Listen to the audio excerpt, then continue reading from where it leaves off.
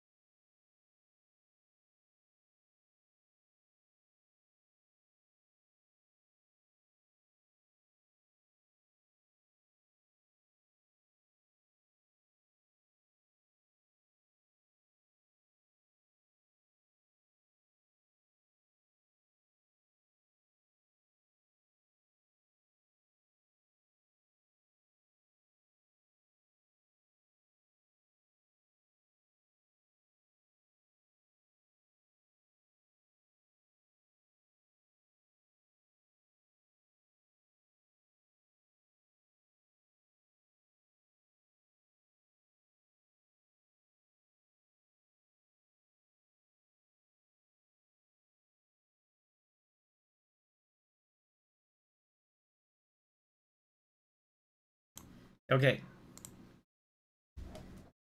Okay. We have a stable connection now. You know what? As I was, unwinding the cable and making my way to the router to plug things up, I passed by Julia. Julia just looked at me with a dismissive face. And you know what she said? She said, "You and your blue cable." What's that supposed to mean?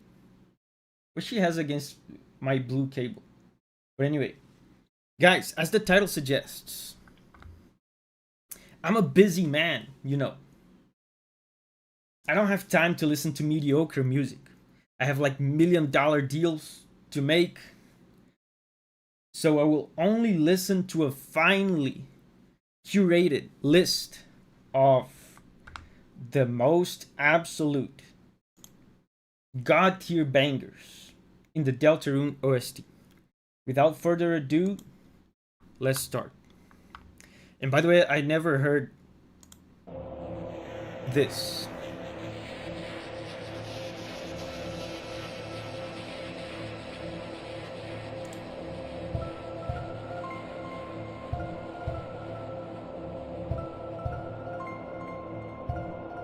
This one's called Another Hymn.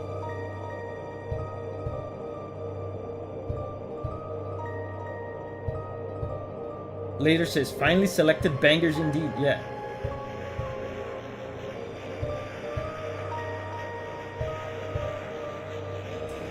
I wonder.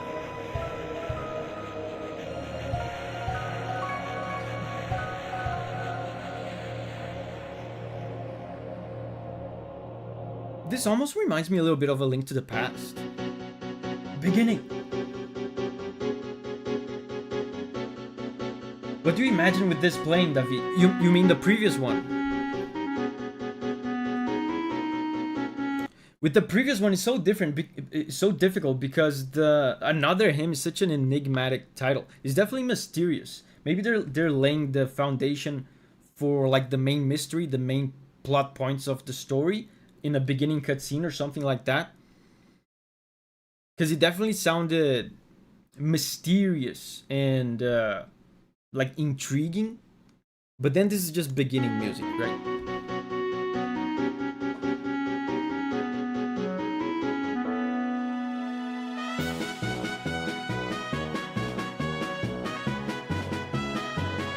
Man, these samples sound so familiar.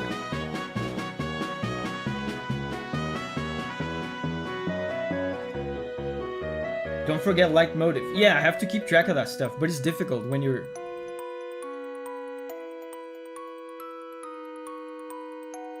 Wait! I recognize this! Dun, dun, dun, dun, dun. That's the beginning of Undertale, isn't it? Yeah, Undertale. Da-na-na-na. They also use this in Hopes and Dreams, right? Remember.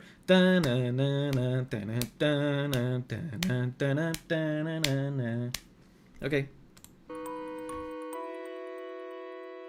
Once upon a time, yeah, the beginning cutscene of Undertale, right? Skull.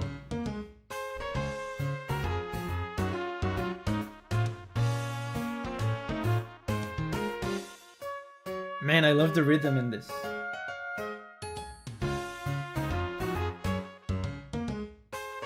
I really like the beginning songs in Undertale the best. I don't know, I just have... There's something about the beginning songs in Undertale. And the beginning songs in this are really cool as well. Yeah, this is a fun one.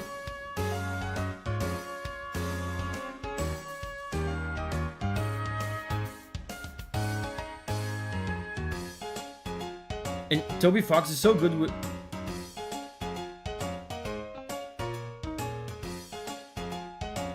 Wait.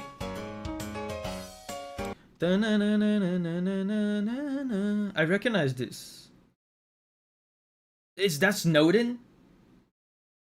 That's Snowden, isn't it? Dun dun dun dun dun dun dun dun dun dun. Or something like that.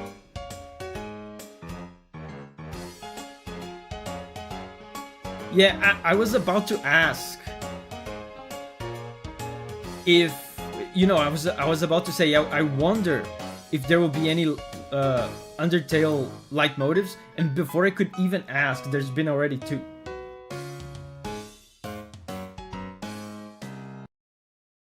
Okay, and they end abruptly, like always.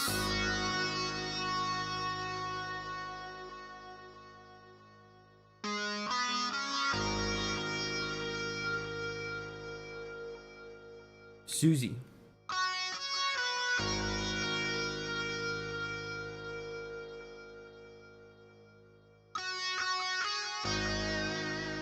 A lonely guitar and piano. Man, very interesting track.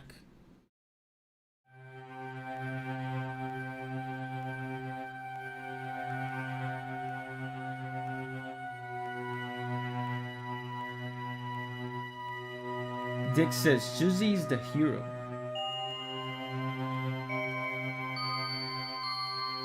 The door. See, another mysterious track.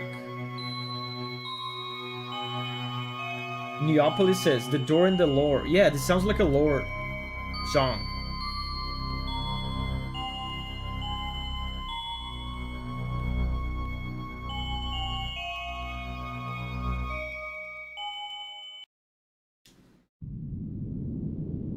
Cliffs. A lot of these...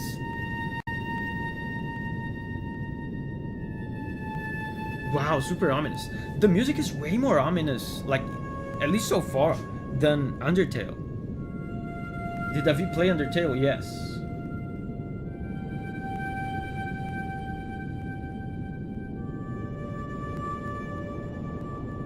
Yeah, it's spooky, atmospheric.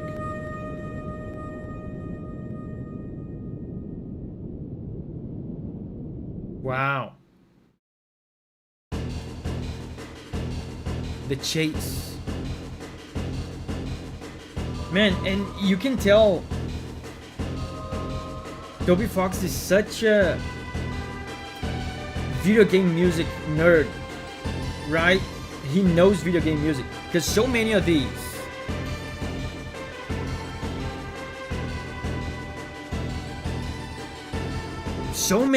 sound like classic video game music to me. I can't pinpoint like exactly what game this reminds me of, but it reminds me so much of classic video game music from like the 90s.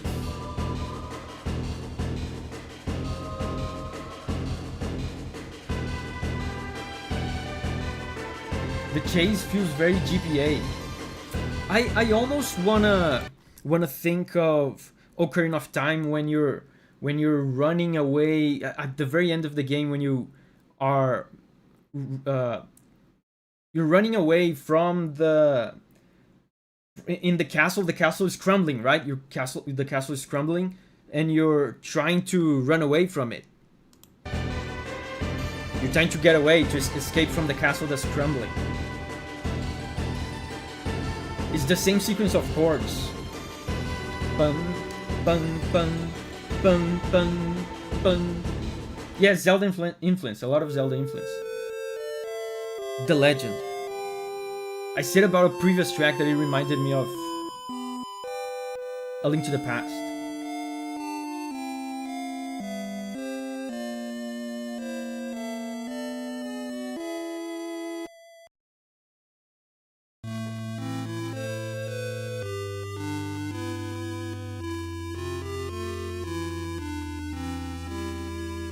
Someone says, I learned The Legend on piano. That sounds like a great piano song.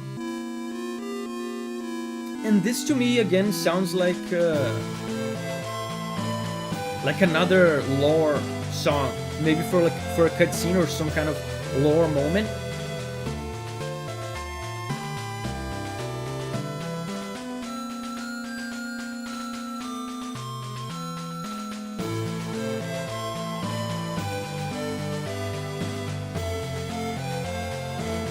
I almost feel like when I hear one of Toby Fox's soundtracks like this, it almost sounds like a tribute to video game music.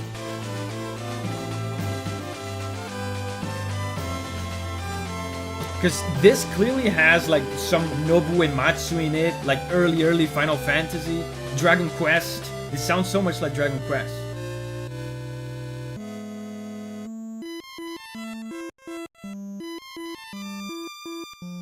They changed the time signature. 1, 2, 3, 1, 2, 3.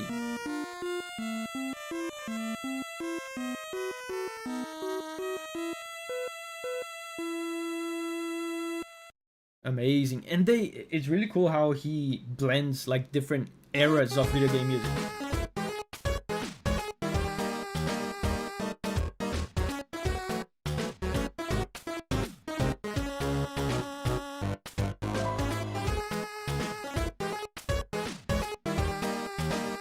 Davi loves playing with time signatures.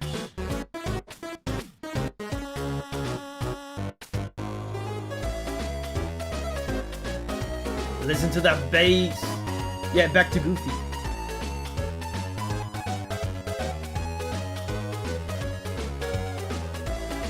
And Toby does this kind of like jazzy / funky kind of music so well.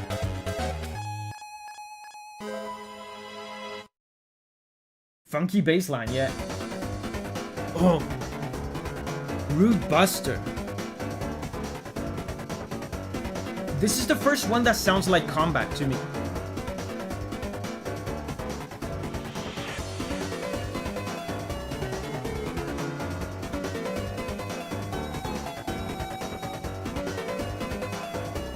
This is amazing. It is combat, right? It's the first one that sounds like combat to me. Is this the normal battle theme for this game?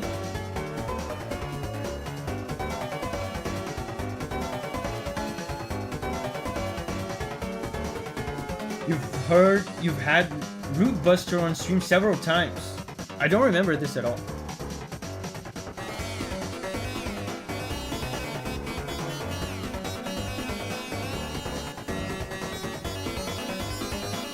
Normal battle theme chapter 1.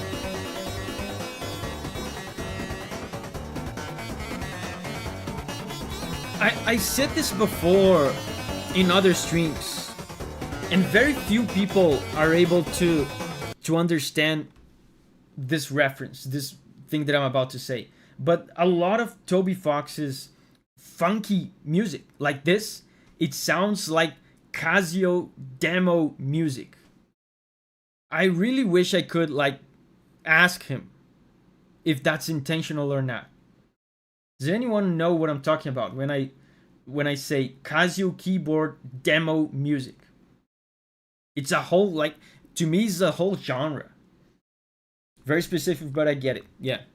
It sounds so much like it. I wonder if he like grew up with some Casio keyboards or whatever. I wouldn't be surprised.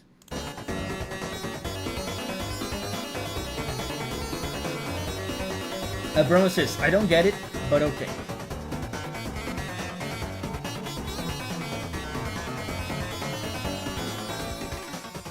Monochrome says, I had those.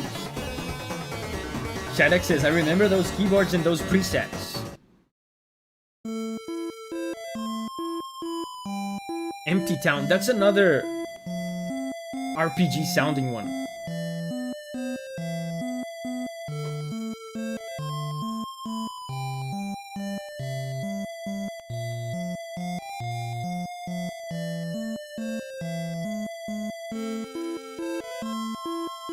Yeah, and I was saying before, it's cool how he blends different eras of video game music. This sounds like NES, right? But he has other stuff in there, other eras. You mean Casio? I mean, I've always pronounced Casio, but I guess it is an S.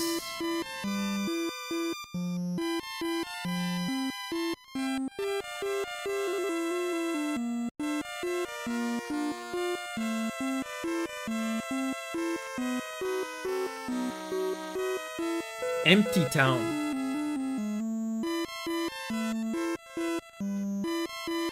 It's so interesting, man. This is something I say sometimes in my videos.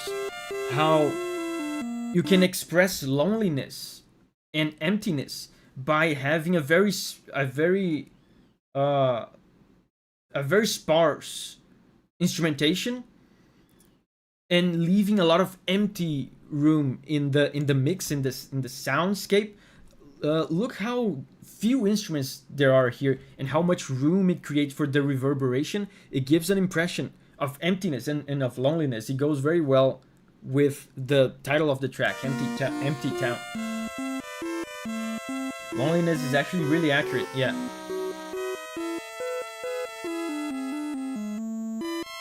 There's only a bass playing and the melody, which I believe are two voices.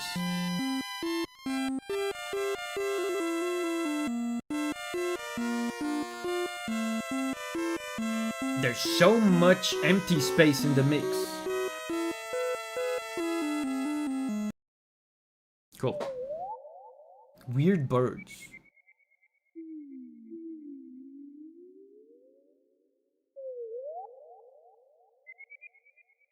Next one is a banger. Absolute god tier banger. I mean, we're only listening to the god tier bangers, so Weird Birds is one, for sure.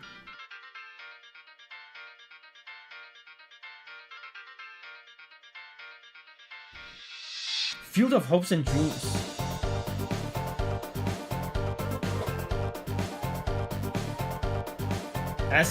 Acidic says best of chapter 1.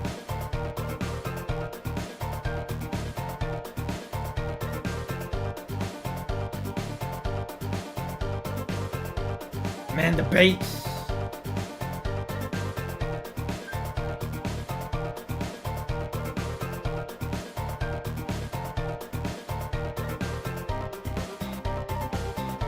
You know, I haven't... Oh, man.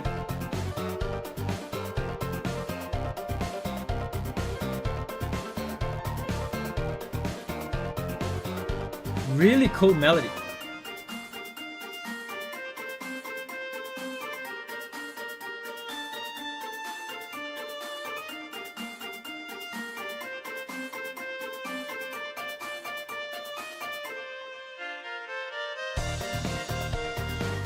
Man, really cool melody.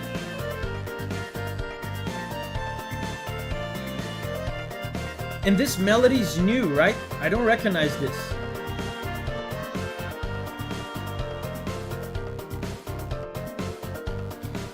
The beginning of this track, this kind of groove on the bass. A lot of Deltarune tracks I've heard have this kind of melody-less bass.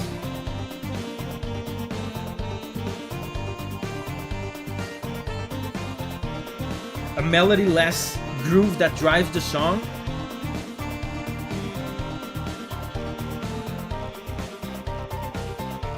Man, this part, this piano.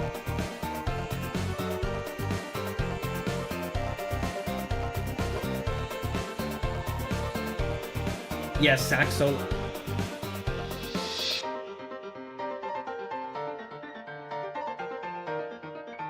Man, listen to how rhythmic the piano is. Amazing. That was really cool. Fanfare. Listen to how different the instruments are in this one. Like one... Wow. Almost sounds like a little victory fanfare. Yeah, but the trumpets here were sort of realistic almost. It's so contrasting to the NES sounding tracks.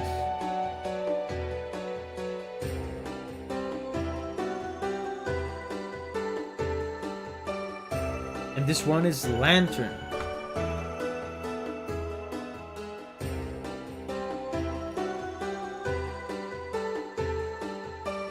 Sultan says, underrated track.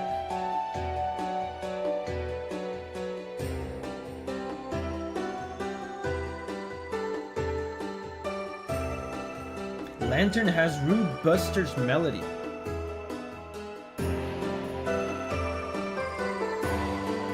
Where do you think this plays, Davi?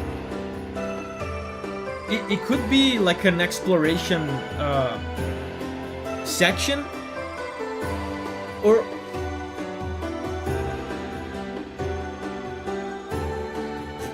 I don't know, maybe it could be a town, but if I had to guess, I would probably say just an exploration, like / puzzle section where you just walk and solve like some kind of puzzle or something to explore.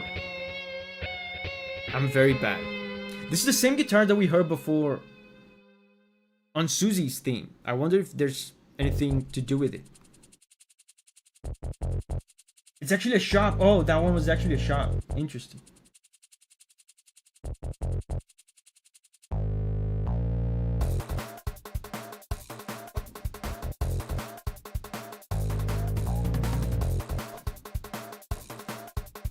See, this is what I'm talking about. I feel like in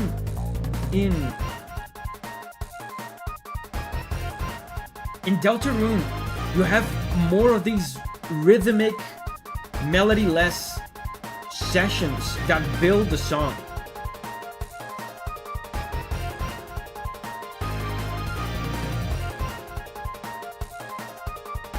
There's more of a focus on the build-up and on the rhythm than on a very evident singable melody.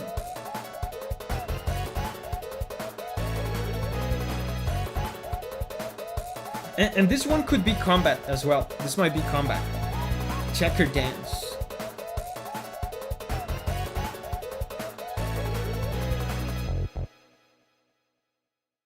Kind of like Metaton's music. Exactly. But in Undertale, I feel like Metaton was one of the only ones that did that. In Deltarune, there's more of that. Quiet Autumn.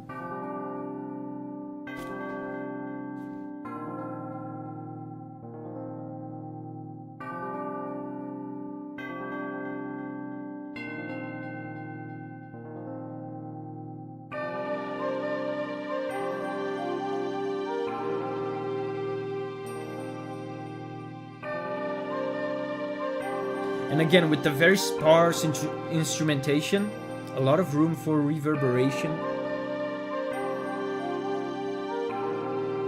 Yeah, the chill tracks, man, I really like the chill tracks. People tend to focus a lot on the boss tracks. In video game music in general, I tend to like the chill tracks. Scarlet Forest. Pizzicato strings, of course.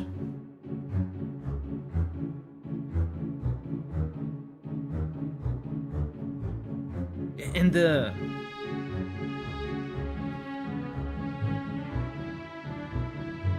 that's so interesting, man.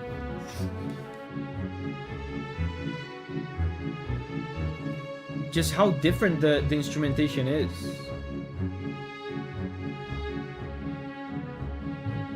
These are some realistic ass strings.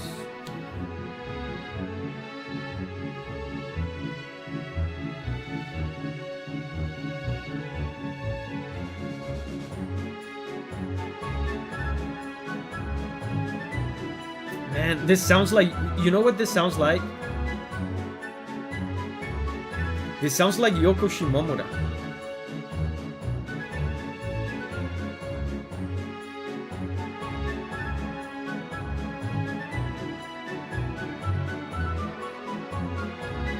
Kind of a vibes track, yeah.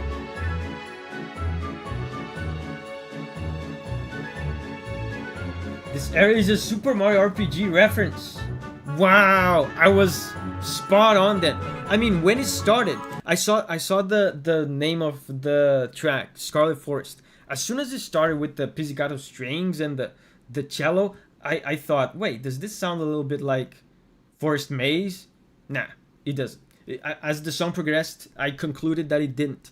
But at this point here, it just reminded me of Radiant Historia.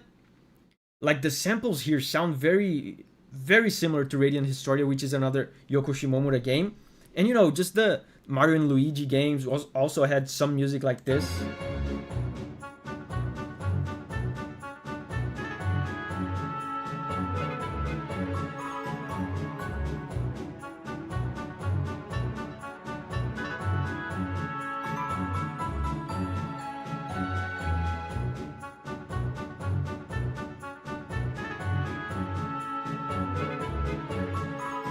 It also sounds very Laura Shigihara.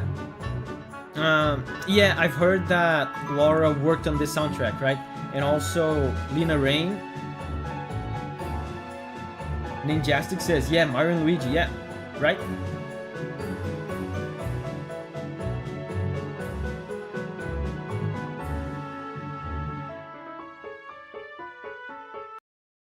Yeah, and they all end abruptly, it's so funny. Trash Machine or Thrash Machine.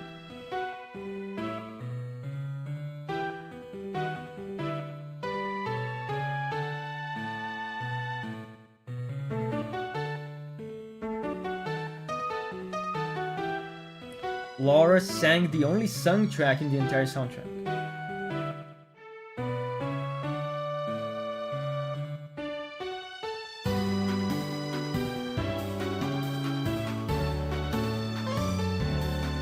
A lot sillier than you would think for something called Thrash Machine. Yeah, I was expecting a boss theme.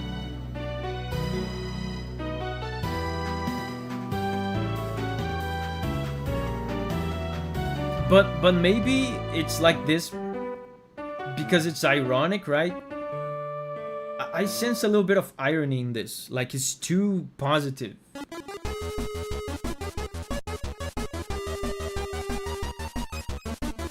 Versus Lancer. Oh, this is a boss theme, probably.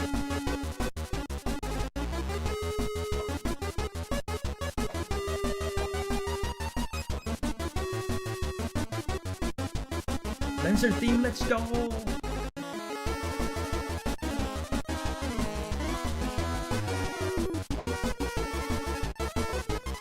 Banger. And this one, I almost want to say this sounds like Game Boy.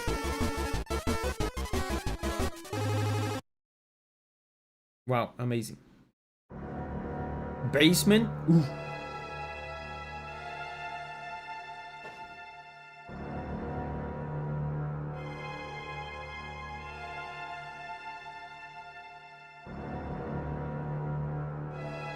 Don't worry, you'll hear more Game Boy later.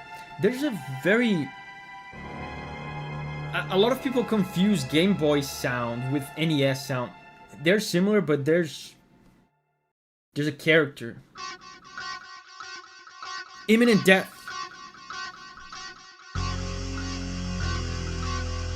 Oh, and the next one I've already listened to on a stream probably. And again, the guitars. I'm starting to believe. Yeah, guitar again. I'm starting to believe the guitar is the symbol instrument of Susie.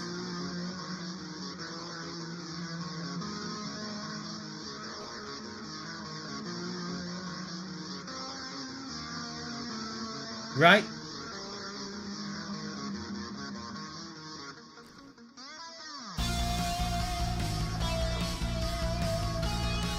The guitar is in almost every Susie track. Yeah, so the guitar represents Susie.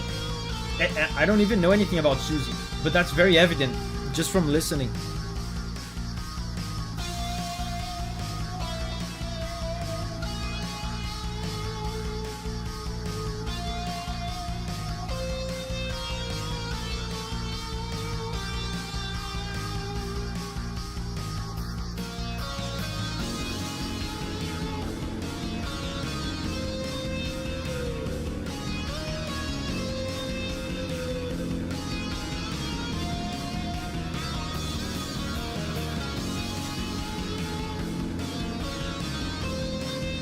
Man, there's some ominous sounds on the background.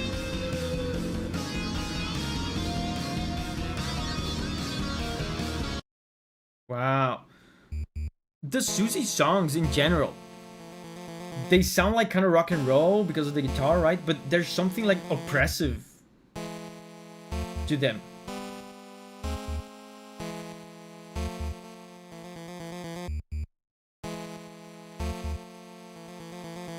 Yeah, and we're back to NES. Card Castle.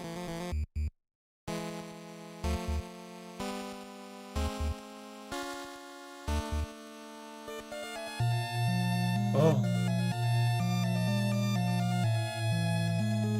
Ooh, I recognize this melody, I think.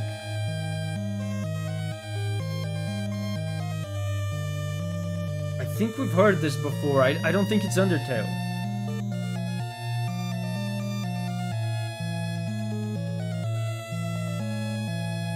It's Lancer. Oh, it's Lancer. It's Lancer. I knew I've heard this before, and I knew it wasn't Undertale. Card Castle. Oh no, this is Rokel's card.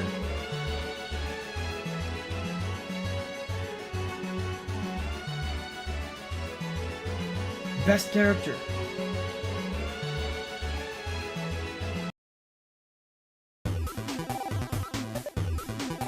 April 2012. Wow.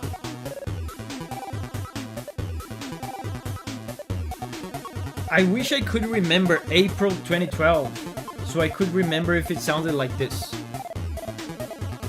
I don't remember April 2012 sounding like this. Hip Shot.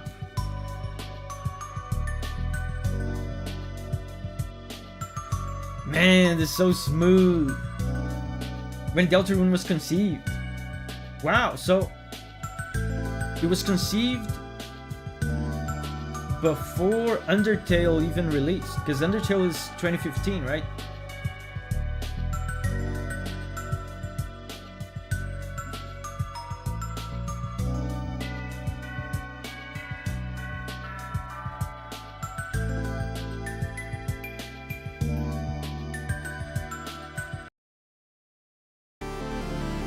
gallery.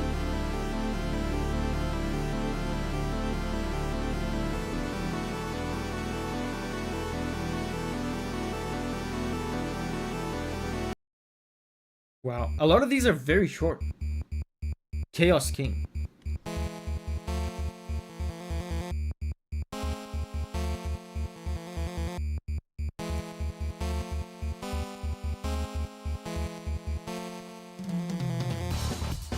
Oh!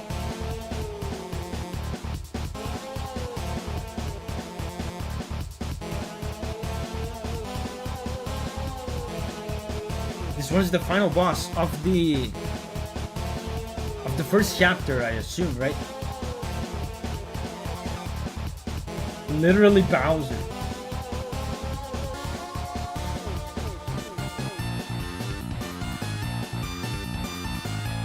Yeah. I recognize this melody too.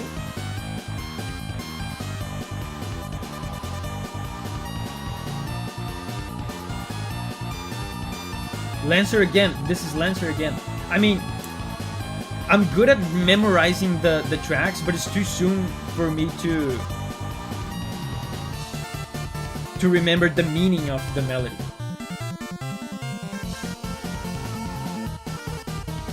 I remember the melody itself, but I don't remember what it represents.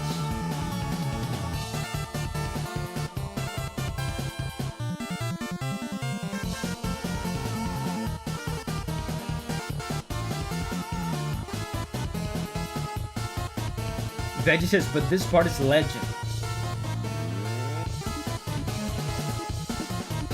Fiction says, I see world revolving on screen. I remember... Wait, did I make a video on world revolving, I think? I think I did.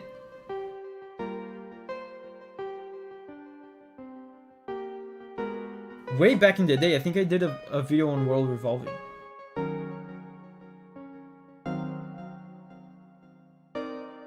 Brian says, so many important leitmotifs you pick up on once you play the game. Sebastian says, I don't think so. I did one video on Deltarune though. Let me see.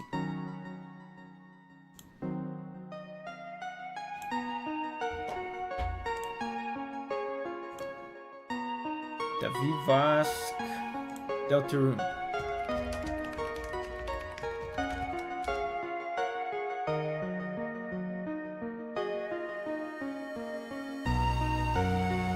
Oh, I did Attack of the Killer Queen. Yeah, Queen.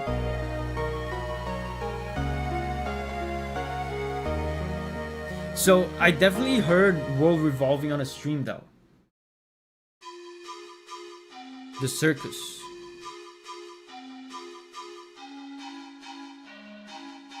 Hey, Brian says, I saw the Davi, I have ascended.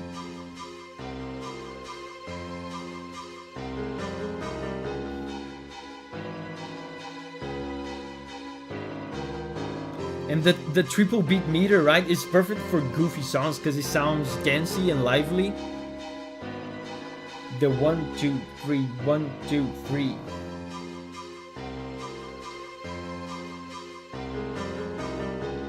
Original Star Walker says, Davi, I like you. Thank you.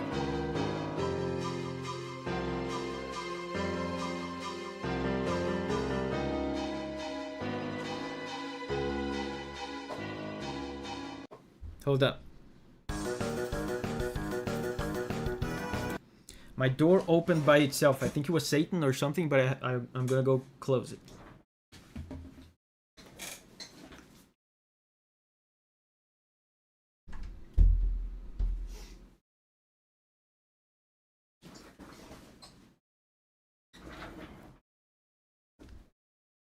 Moving on.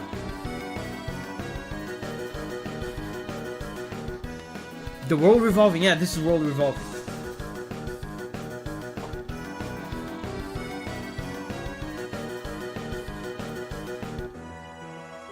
Secret boss. Oh.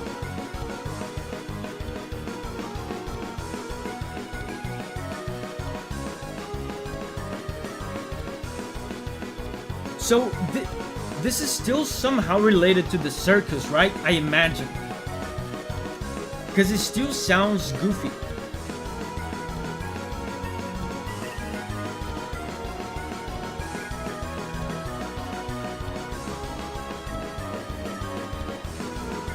Yeah, he's a jester. Yeah, I thought so. Especially the bouncy bass. This kind of bass that goes up and down. Do, do, do, do, do, do. It sounds very goofy. It's you know, related to like circus and stuff. Basically a Joker.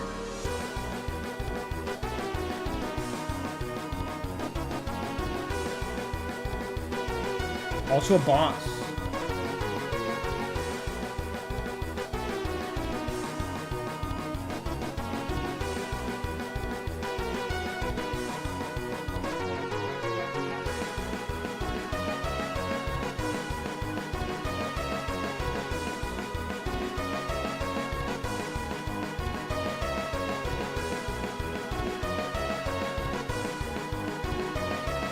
Those arpeggios on the background, I think, go so hard. I mean, so many Toby Fox songs are so like busy rhythmically on the background. Friendship.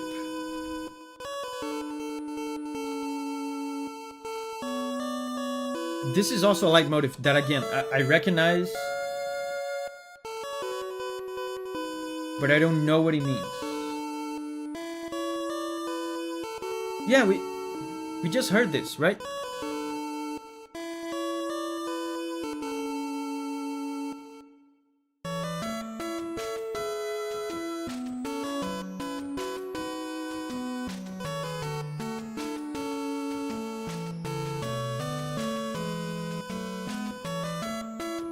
This motive is in so many songs. Yeah, I recognize it, but I don't know what it means.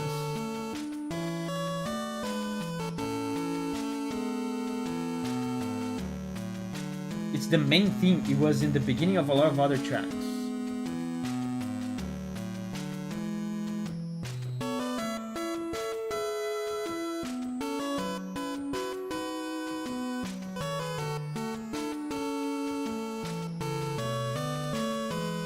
It's such a chill track.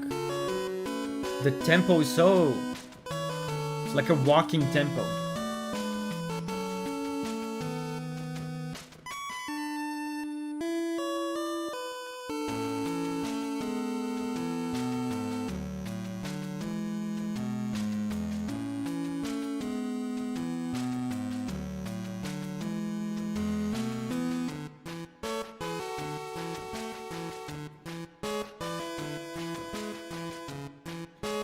Entropin says 165 songs. You mean that's the whole soundtrack, right? Good thing we're not listening to the whole soundtrack. We're only listening to the absolute god tier bangers. Otherwise, we might be here all day. This one just keeps going, yeah.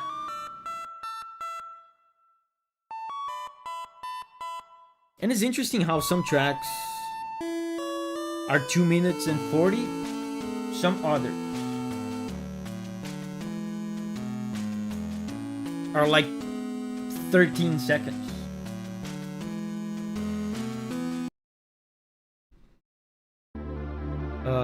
The holy what, guys?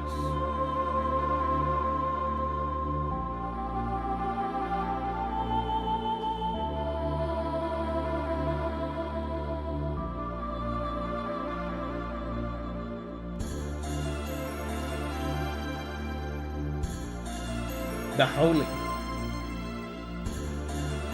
It's got a choir, so we know it's holy. The holy moly.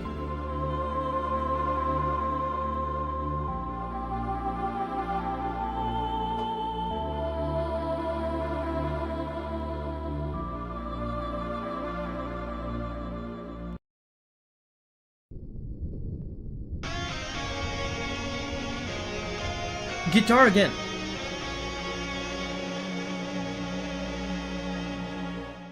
I also feel like I recognize this melody. You can... Oh, a town called Hometown.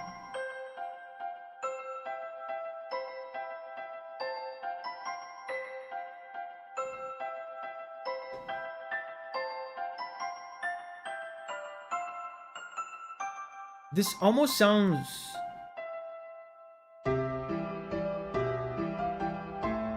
I know it's not the same melody, but it reminds me a little bit of Snowden, just because it sounds a little bit cold and snowy. It might not be, but it just reminds me. Yeah, Snowden vibes, yeah, that's what I'm saying.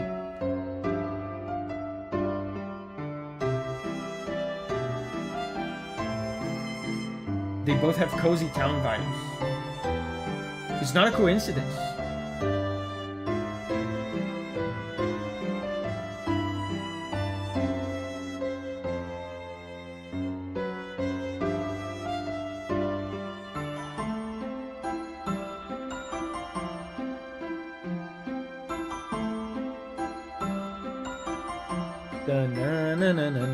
I know this. We know this. This thing that he's repeating. Oh, that's the main theme.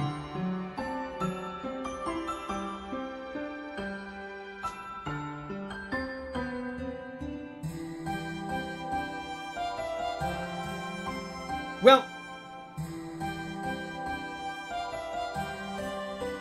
this is a direct reference to Snowden. Yeah, it's Snowden. I said at the beginning, I know this is not the same melody, but I take that back. It's the same melody.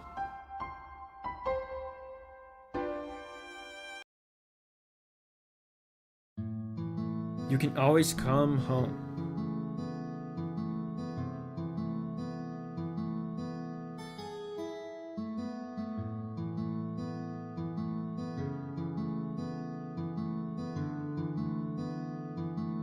Guitar only track.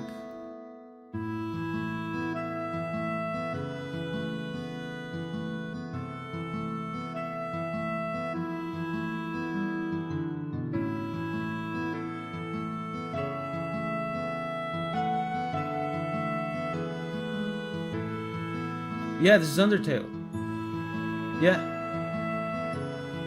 Arthur says, "Hold up, wait a minute." Yeah, that's how we all feel when I imagine when you guys heard this the first time. That's how I'm feeling right now. Wait a minute. I know this. To be honest, that's how you feel like half the time you're listening to a Toby Fox soundtrack.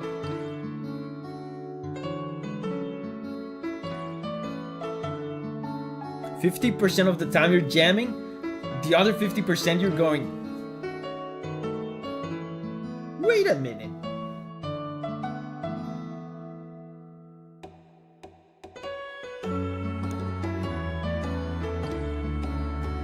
Man, and the instruments in this sound so nice.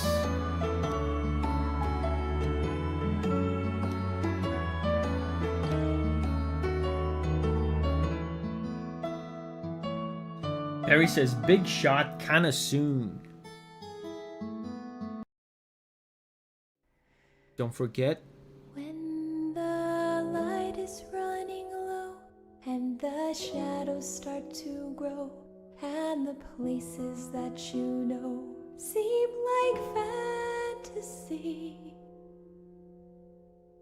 there's a light inside your soul that's still shining in the cold with the truth, the promise in our hearts. That's the main theme, okay? Don't forget, I'm with you in the dark. Don't forget. Wow, it's so short and sweet. Wow, I love this. Where does this play? It has to be like the end of the game, right? Maybe credits or some like ending cutscene or section. End of chapter 1.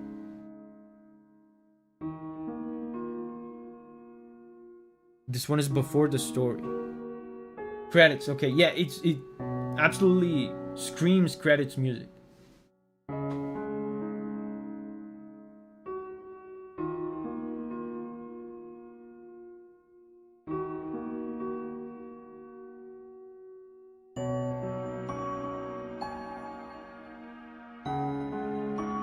Yeah, and once again, this is Undertale.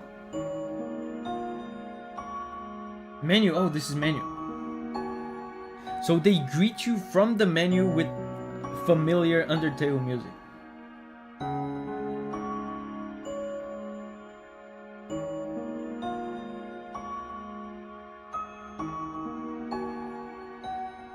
Monochrome says, I had this on my PS4 for years. You mean on your PS4, like, you know, your PS4 UI thing?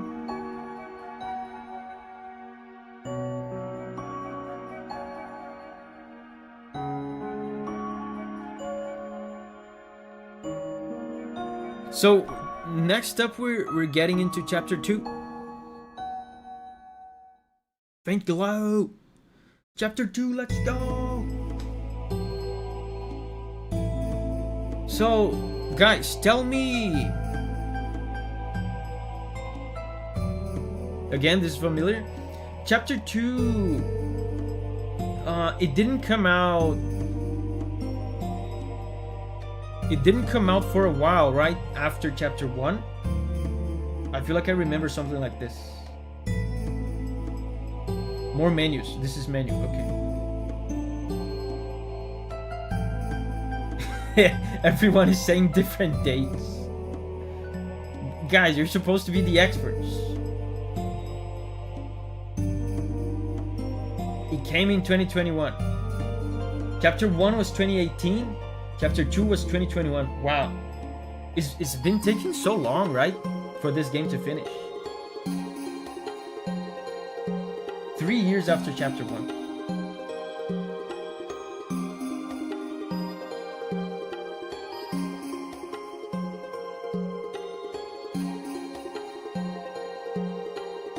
But now chapter 5 will be 2026. And what is the last one? Is it chapter 5, the last one? Girl Next Door.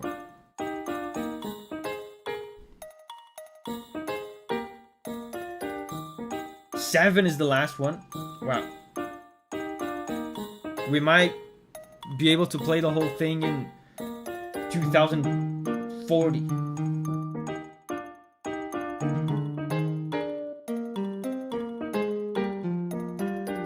Yeah, and this is beginning of the game music, right? I mean, technically not beginning of the game because it's chapter 2, but you know, it's a new cycle.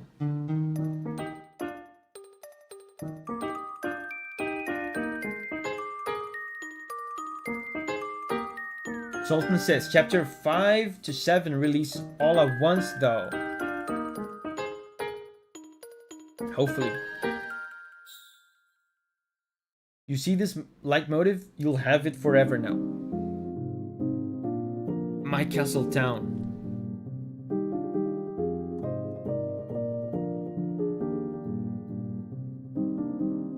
Interesting how this sounds muffled, right?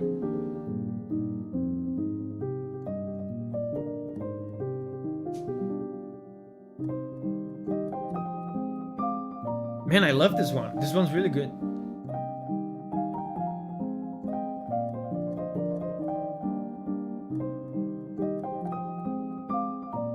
It's interesting. I wonder what he means. The fact that it sounds so muffled.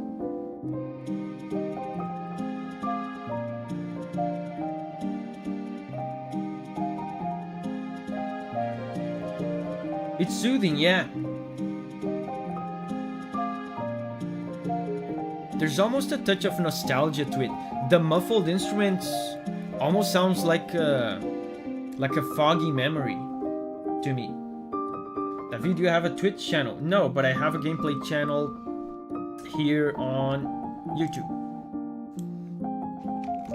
We're probably gonna be 9 sols tomorrow. You can subscribe to the gameplay channel on this link.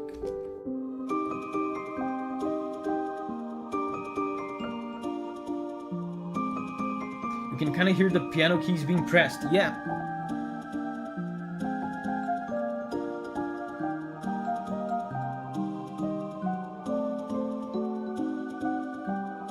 Maybe it's just a nostalgic song due to it being 3 years from chapter 1. No, that's...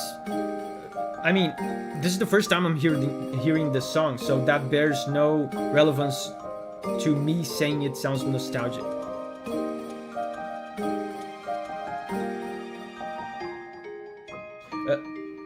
A song can sound nostalgic the first time you hear it.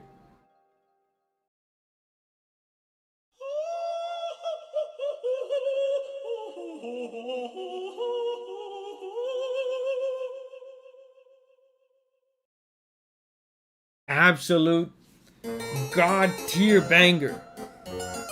Queen. Oh, so now we're starting to get introduced to the Queen.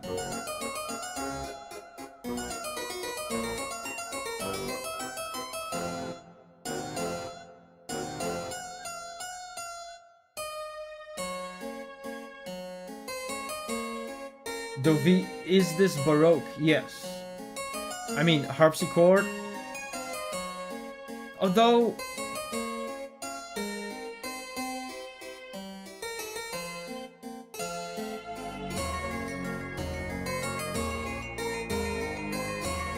yeah, I guess, yeah, it does sound Baroque. The harpsichord, the composition itself is not super Baroque. Very Queen sounding, yeah. It's like a waltz, right? Which is like a regal related dance. And also the harpsichord makes it sound old and sophisticated. A cyber's world.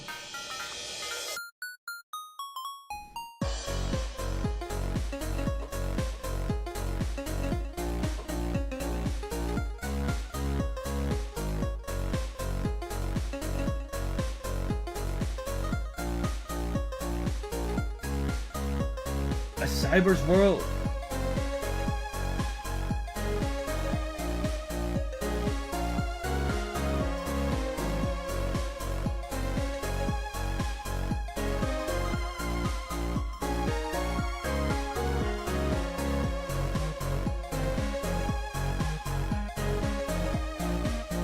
Again, I feel like I've heard this.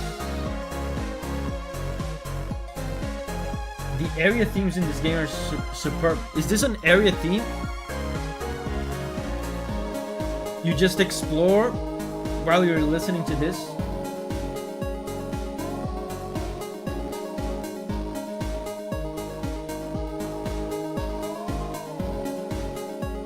Okay.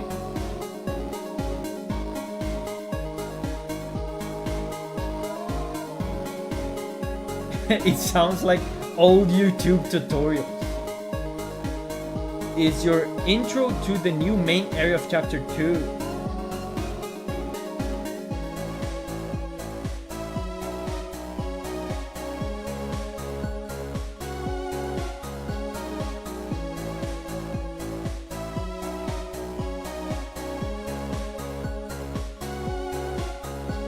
And I can tell you probably spend a lot of time in this area, like, right? I would imagine, because the theme is quite long.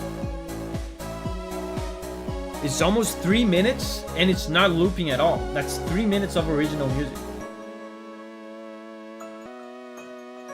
Right? Yeah. If you're gonna spend a lot of time in an area, you better make multiple tracks for that area, or a very long track like this.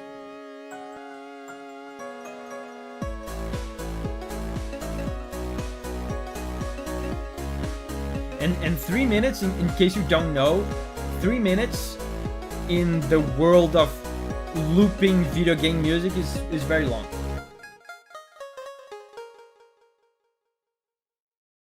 Cool beat. Oh no, now it's a simple diversion.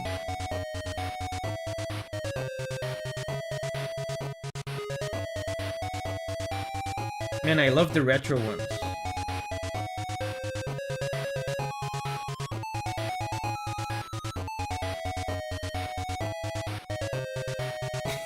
There's one over here that it's called "When I Get Mad, I Dance Like This." I wonder how you dance when you get mad. Video game character.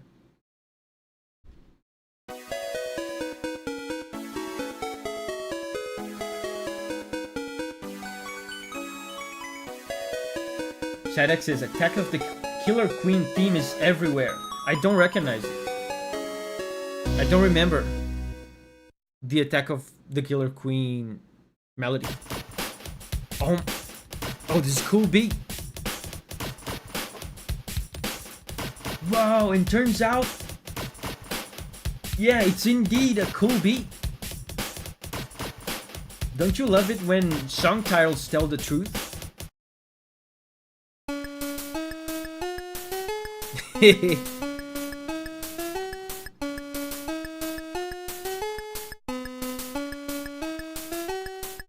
This doesn't sound like a very angry dance to me.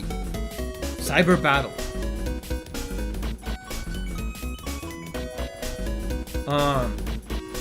Shuraiki says, I think Cyber Battle wasn't composed by Toby.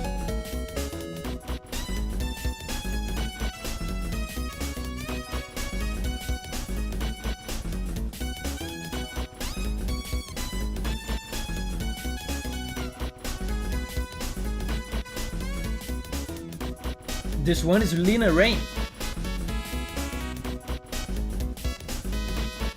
Interesting.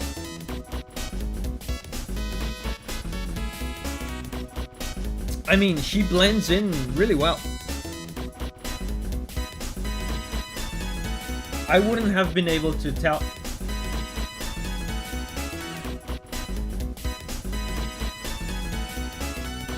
It's arranged by Lena.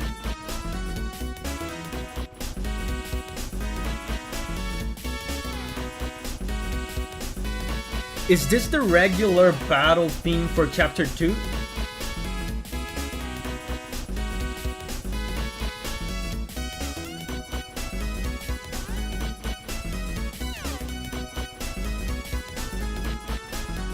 No? Okay.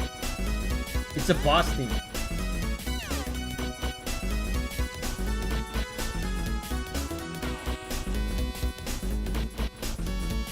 Still Rude Buster. Okay, so at this point in the game, the regular battle theme is still Rude Buster.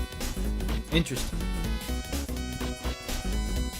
So in chapter 2, they're still using music from chapter 1. When I get happy, I dance like this.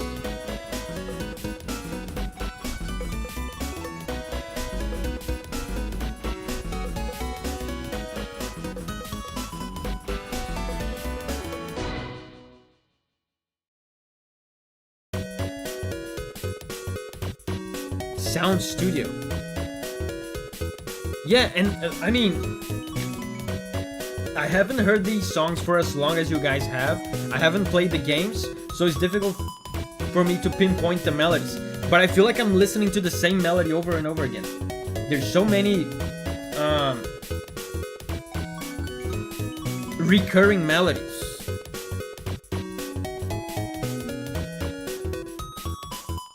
D1 says, this is the shop, isn't it? It could be, it sounds like it. These melodies are all associated with the same characters. There's 6 songs in a row that are slight variants of the same.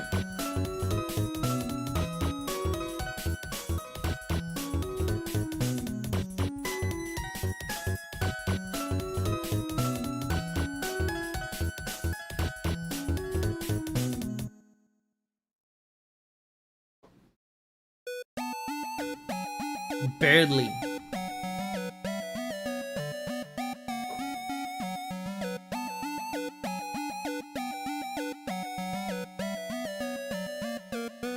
Oh, this one, there's a little bit of added tension to this.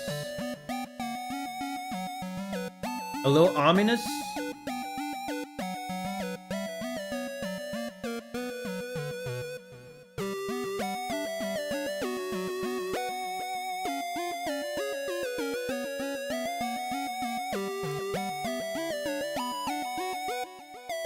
You can hear the Queen motive. Man, I'm looking forward to getting reminded of the Queen motive, because I forgot. Smart Race.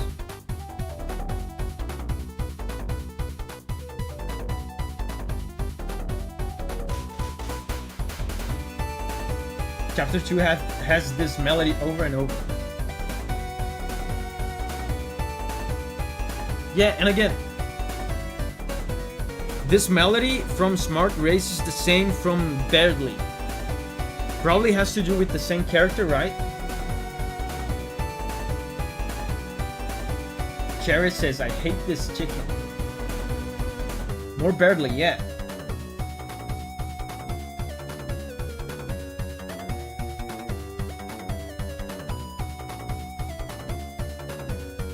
This is Barely's battle theme.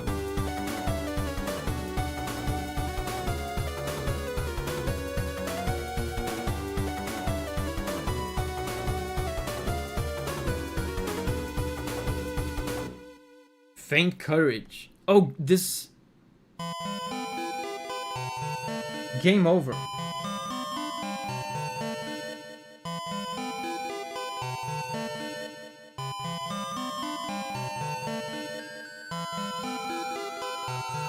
It sounds so much like the Game Over theme from Undertale in terms of arrangement. It's just an arpeggio doing the harmony, do do do do do do do do do do, and the melody on top. I must have missed the Game Over theme from first chapter, if there's one, because I think I glossed over it.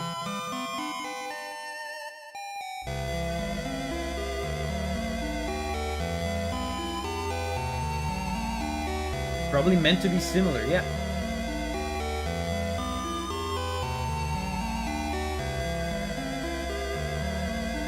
It has the determination motive.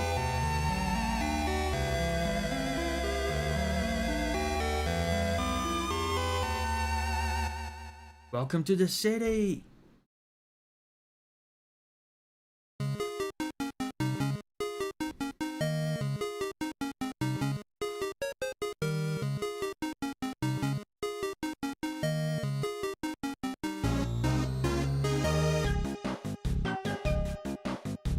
Are we in the city?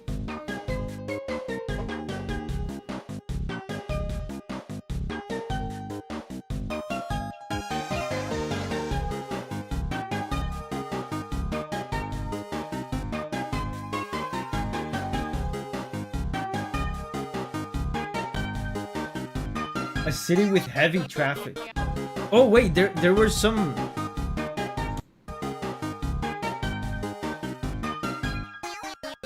This reminds me of... It reminds me of Undertale. There's some like voiced samples like this in Undertale. It's an internet city because there's cats.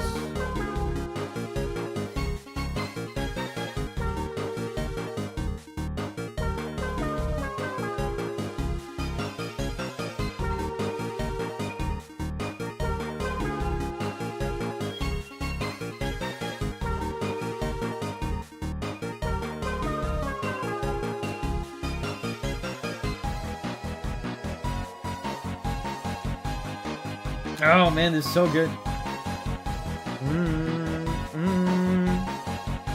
This is this sequence of chords that's he repeating right now. It's the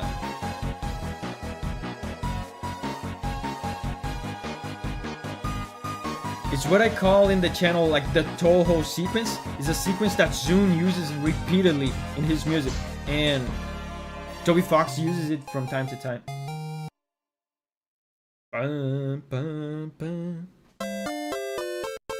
Mini Studio.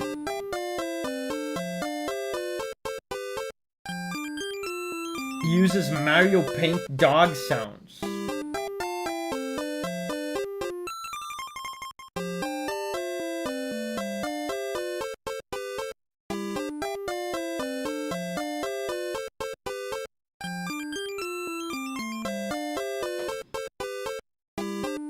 This, to me, sounds like it could be like some sort of safe place theme. Either a shop or something like that. Toby Fox met Zune at a con once.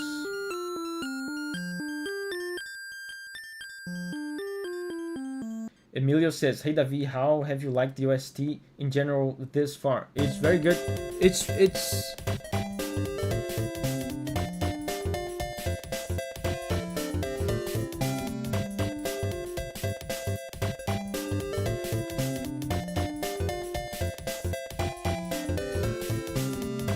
guys, I'm recognizing a light motive, but I don't think it's from Undertale.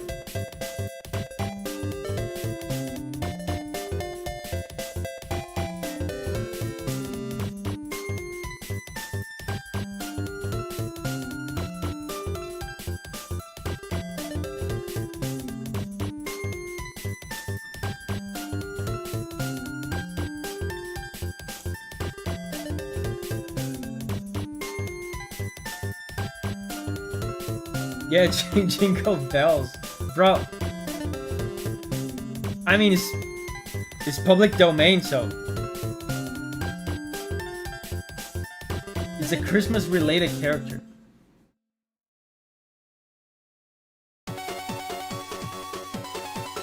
Cool mixtape.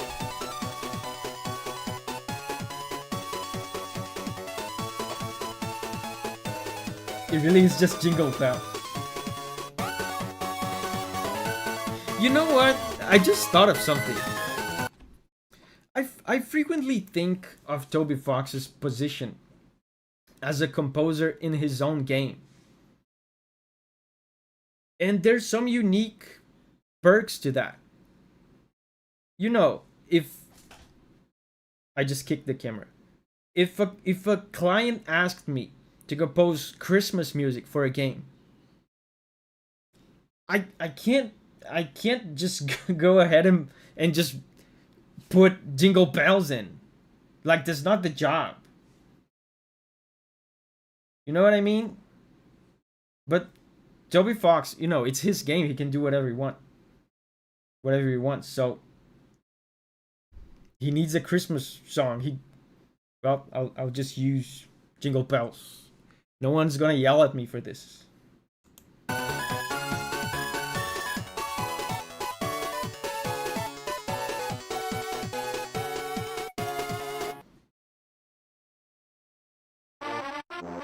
Hey Every.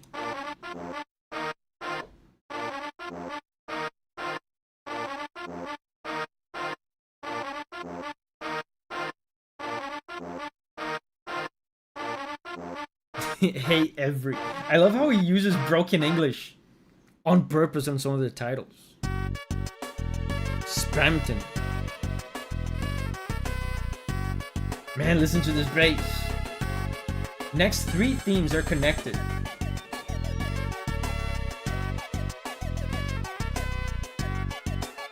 Man, this sounds so smooth.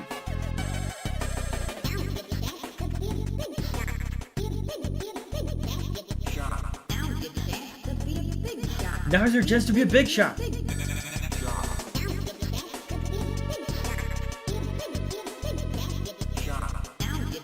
Davi, it's time to be a big shot. Me? What is Spamtum? Is that a character? Now's your chance to be. Oh, this reminds me of Napster Blue.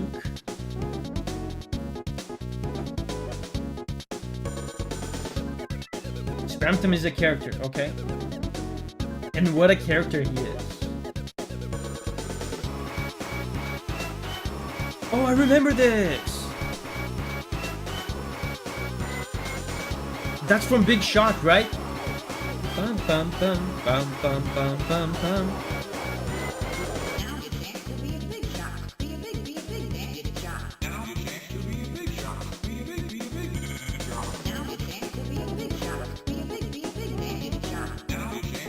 Yeah, like I said, this reminds me of Napster Blue. There's Big Shot in there. I remember Big Shot because people have recommended it to me in streams.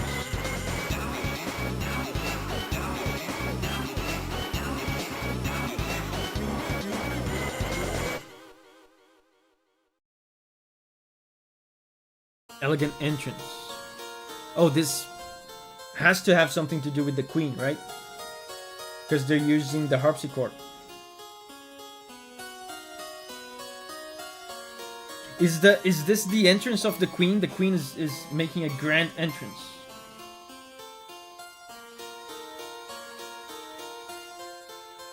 So I assume the harpsichord is probably the instrument of the queen, right? Just like the guitar is the instrument for Susie.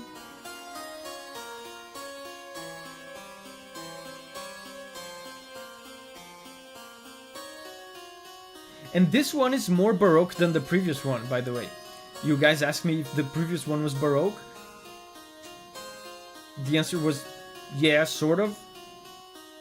This one is more Baroque because not only it's using the harpsichord, but also the composition sounds a little bit more Baroque. The pedal point patterns are more characteristic of the Baroque period.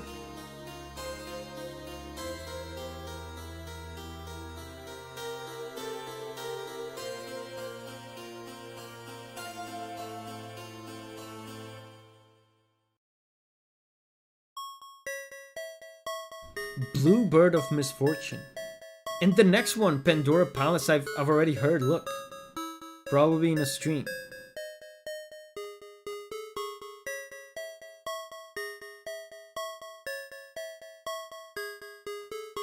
Bardley. Oh, this is Bardley. Loser Bird tells his story.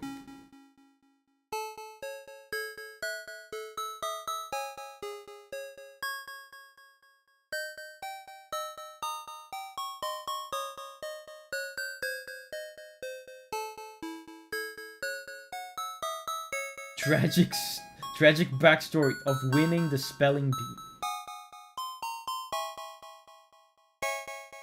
Wow. Key Gen? Oh no, next up is Pandora. Oh.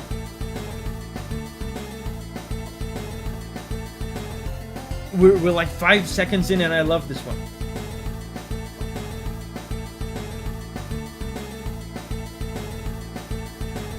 These, I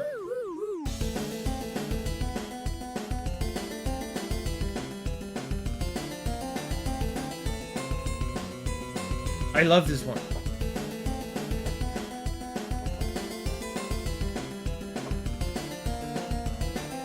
The little rock organs that were playing before.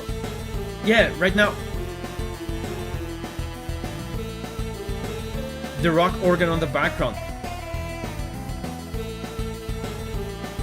It reminds me so much of Uematsu. Uematsu loves these organs.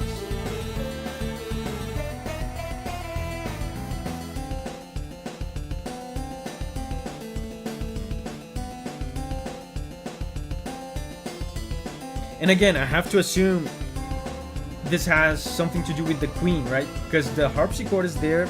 There's palace in the name.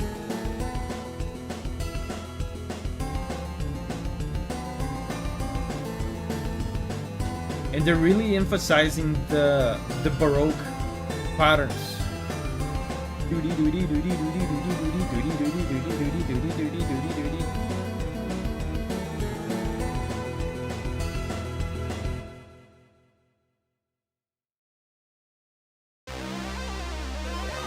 Key Gen.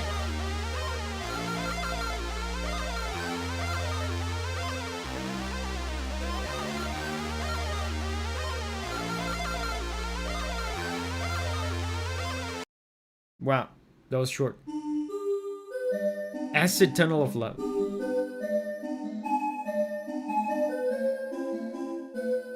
Man, there's so many different tracks in this. I love how Toby creates like even the smallest little pieces of music, like 16 seconds, for the tiniest of moments. So every little moment has music made specifically for it. Lancer motive? I don't see it. But then again, I might have forgotten the Lancer motive already.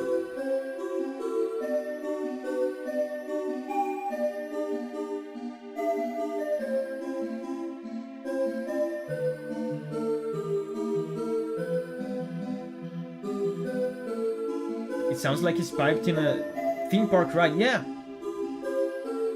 It sounds like circus slash theme park music. Brawlman says it's slowed down in a major key now. Okay.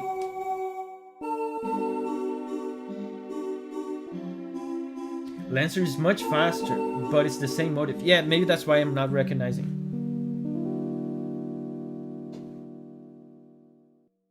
Next up is pronounced rules.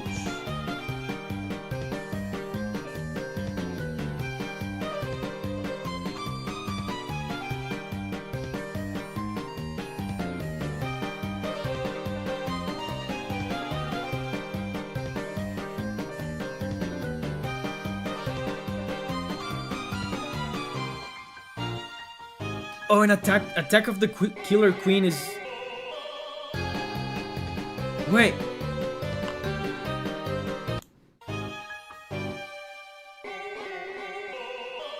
Wow. I think this opera sample is the default NES sample that they have like inside the NES for the sound canvas of the NES, of the Super NES, I mean. Because I recognize the... Yeah, Kafka, exactly. It's used in Kafka, it's used in a lot of Super NES games. I recognize this. The opera sample is definitely from the Crypt of the Necrodancer. It's more likely that the opera sample from the Crypt of the Necrodancer is also from the Super Nintendo.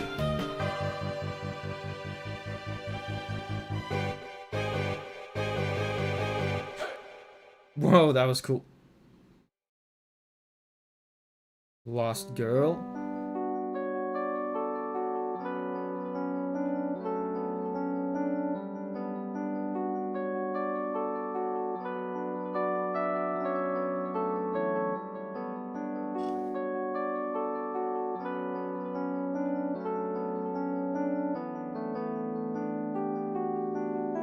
Remember Girl Next Door.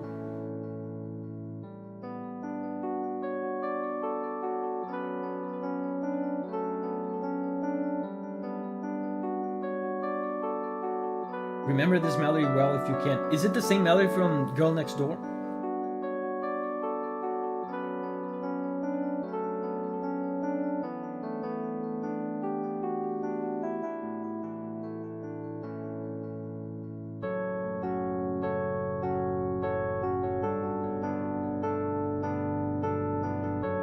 Spectral says, remember this melody.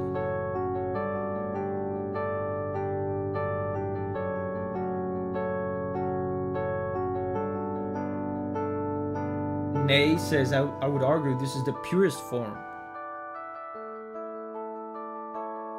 of the leitmotif. You have to remember this one. I'll try.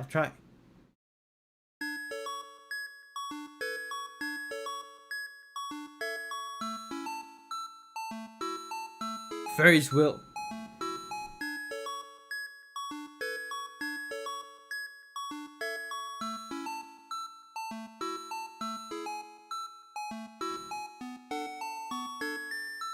Whoa, and I've also heard Giga Size. I don't remember it.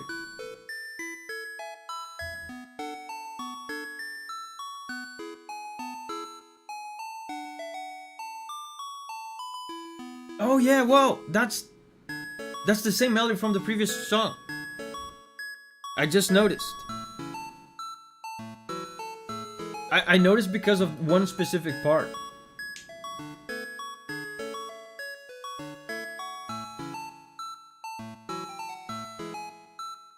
Where is it?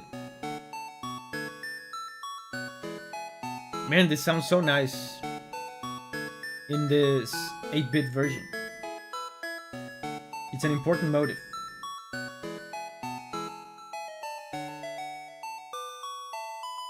This part is the most memorable.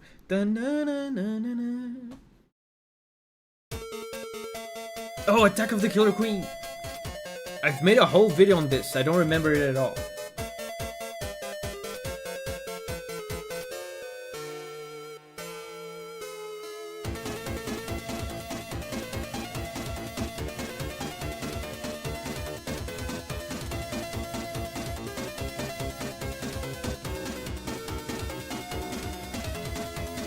Oh, I remember it! I remember! As soon as this part started, I remembered it.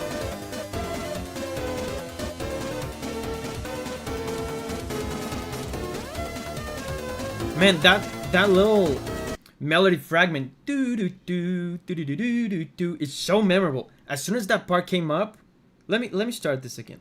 As soon as that part came up, I felt my memory, my brain being gently massaged by Toby Fox to arouse my memory faculties. Is it just me? Can you guys relate to this? Have you ever felt Toby Fox massaging your neurofrontal hypothalamus?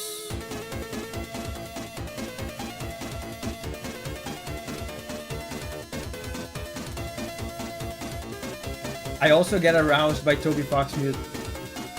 Rose gets it.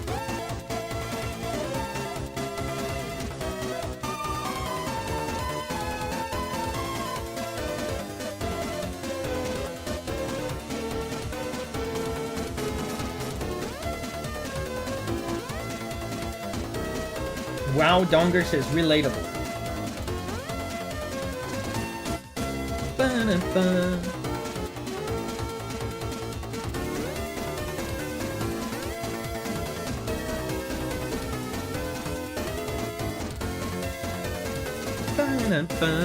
These little rhythmic parts of the melody are so good.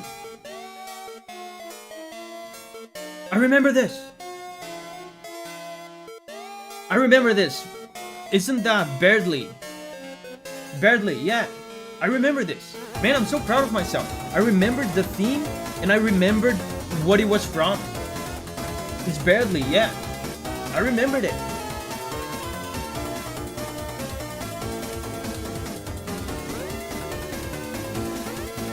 Queen stole his leitmotif.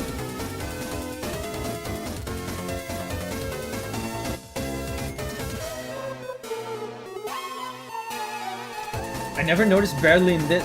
Yeah.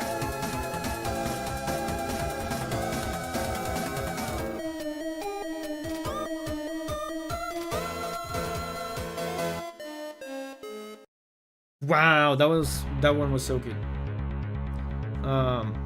Absolute god tier banger.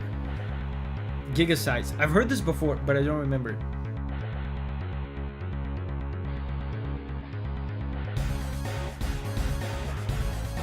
Have you played Deltarune? No, never.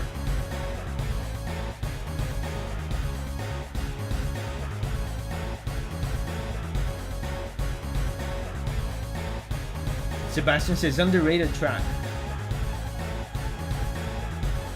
And the harpsichord is still there.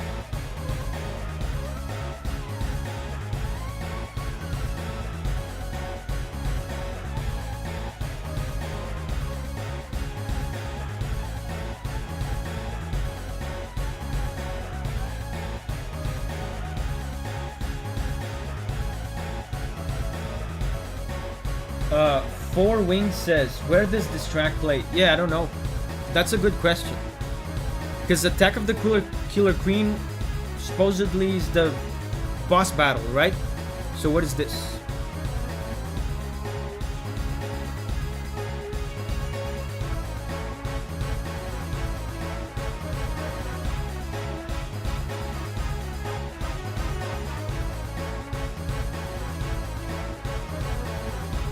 Do I recognize this? Set up for phase 2.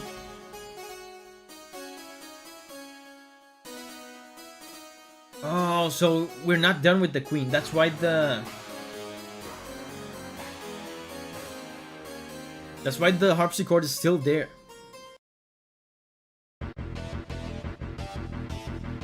Powers combined. This is a transition. This is a small transition, right?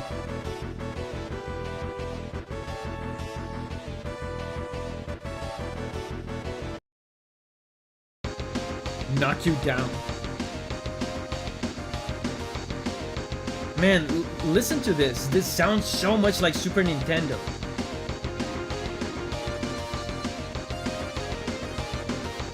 It's crazy, man. How he can get away with making a soundtrack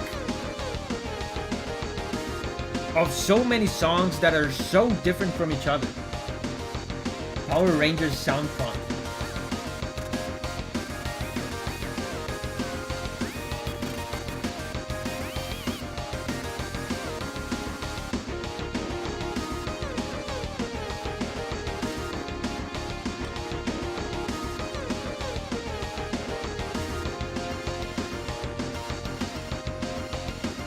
Super NES Power Rangers. Yeah, I mean, it's very evident. It sounds so much like Super Nintendo.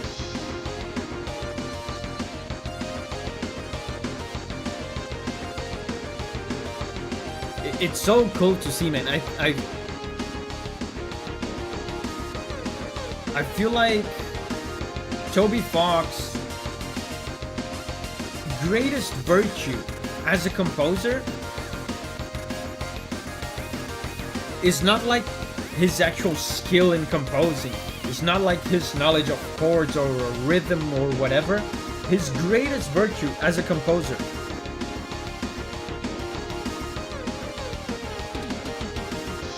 is his just absolutely massive knowledge and passion for video game music.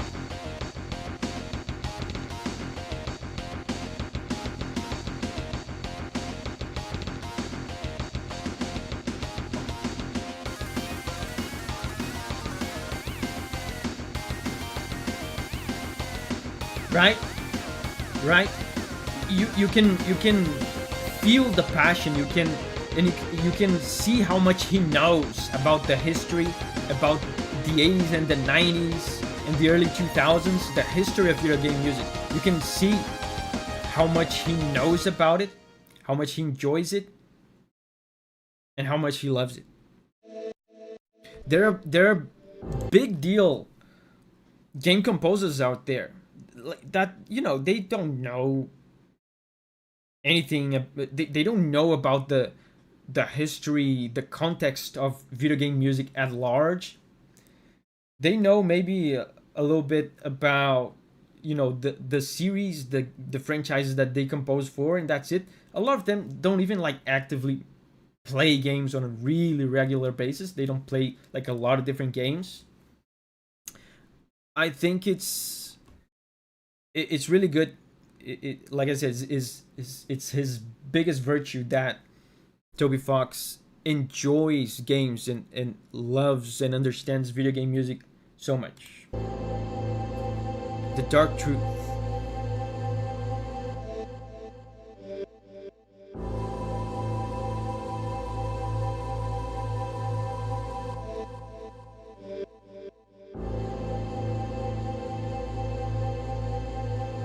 Big lore. This does sound like a lore track.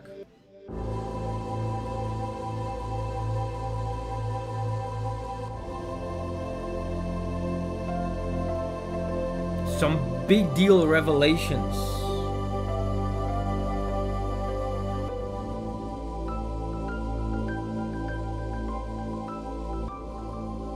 It's music that you listen to when you find out the truth. But not any kind of truth. The dark truth. There's the main theme.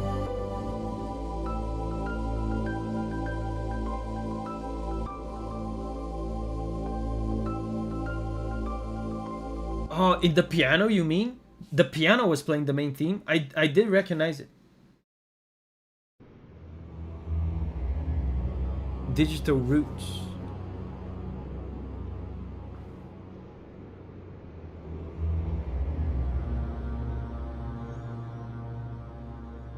Spamton time.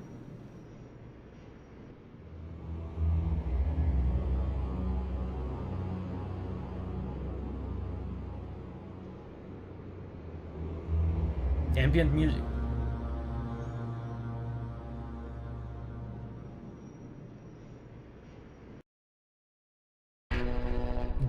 Deal gone wrong.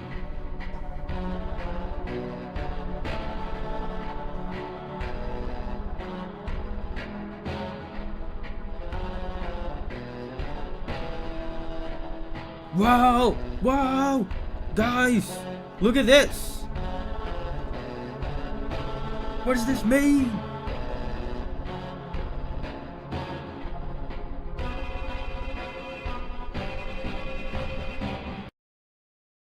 And Nick, thank you Nick for the super chat. Oh, this is Big Shot! Will you be listening to the whole soundtrack today? Chapter 4 has my favorite songs because of the fun time signatures. Well, Nick, today we're only listening to the absolute god tier bangers. That should answer your question. Thank you for the support. And by the way, guys, I remember this one.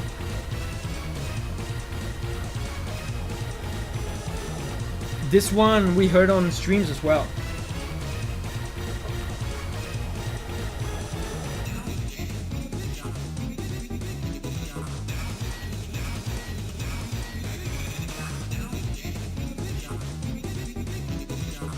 Yeah, the samples. This is the samples from before.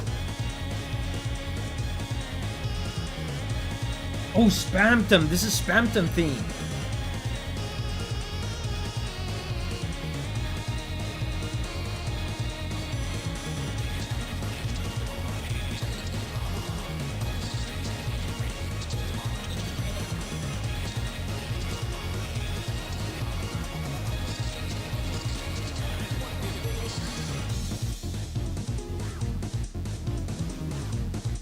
It's Toba himself doing the voice. Man, I'm really curious for... It's probably just the Sand song. It's probably a cameo, right? Something like that. And it's gonna be like his theme or something.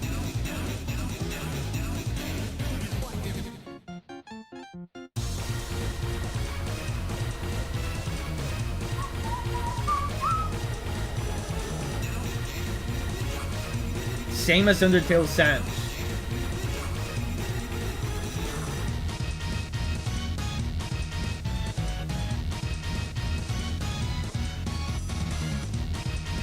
Napster Blook. Was that Napster Blook? I did see a similarity there. Yeah. Is this Napster Blook? A real boy. And guys, before we continue, I just want to say I wanted to say this before, but I forgot.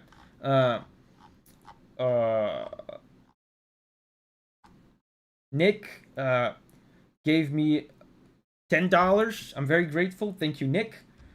So I want to say super chats are particularly appreciated today because I'm making zero money out of this stream, except for super chats, of course, because this will be copyright claimed into oblivion, as it always the case with Undertale music. So yeah, that's all.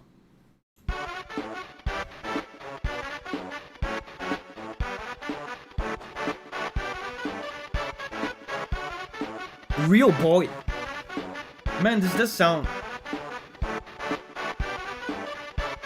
It does sound like the theme of a real boy. Dial tone.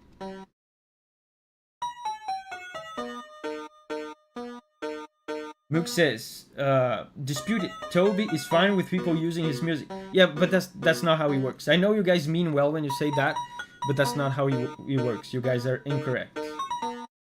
Material music sucks, says Super Marshall.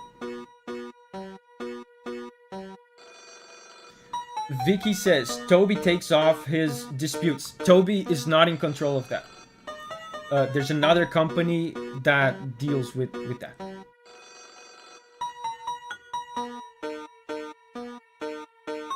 Sarah says, I did not like chapter 3. We're almost to chapter 3. Oh! Where's the name of this place?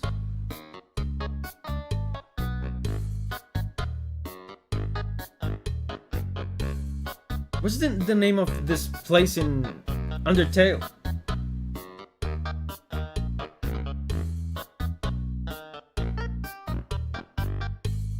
Yeah, Grill Bees. Grill Bees.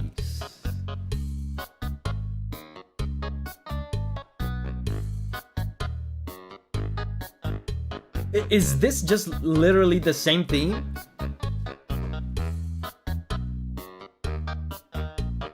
From Undertale?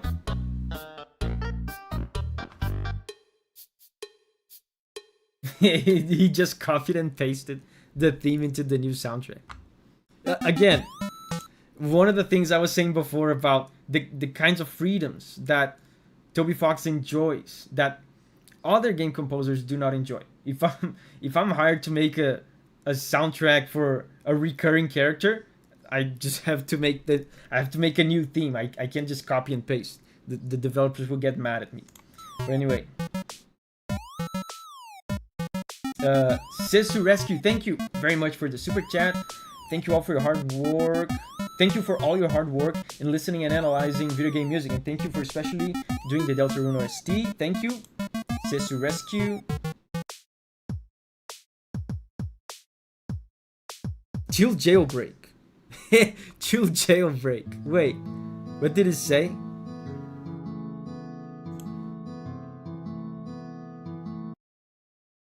Chill Jailbreak. Alarm to study and relax to. Nice. Wait, I recognize this melody.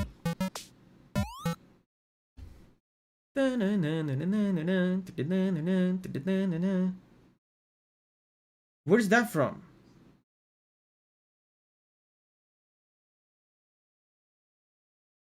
Anyway, Animus. Unfortunate that it has to be like that with copyright. Good stream so far. Here's to it being even better as it goes on. Thank you, Animus, for the super chat. Veggie, thank you, Veggie. Bless me with your healing voice, Davi. I am getting sicker. Also, thanks for doing the stream despite the hassle with materia. Thank you, Veggie. And yeah, you'll get more opportunities to listen to my healing voice, Veggie, because we're streaming tomorrow as well. Spider Dance. Oh, this is Spider Dance. Interesting. Intéressant.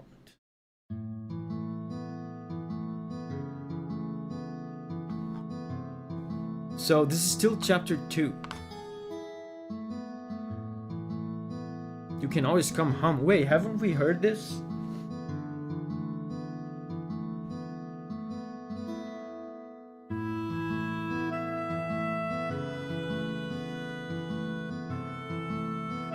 This is the same song, okay?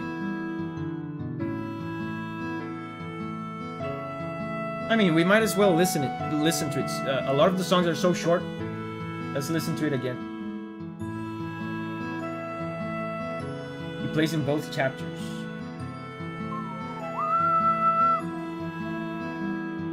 Wow, and there's a barely rejected concept. Wow.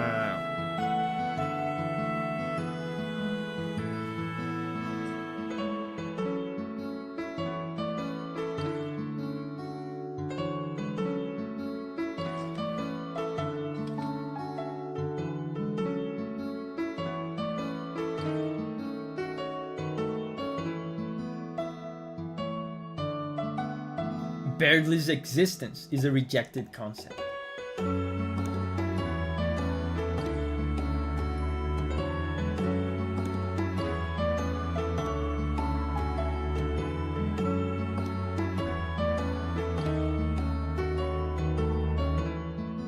Next up is Until Next Time.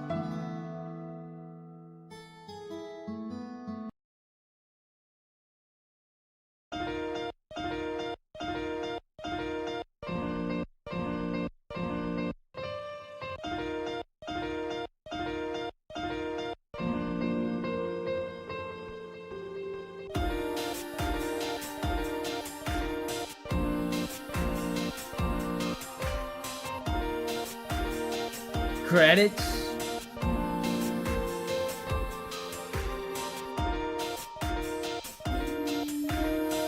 When I first heard this, I thought my computer was going to crash. Yeah, it sounds like the music is glitching. Oh, and there's vocals.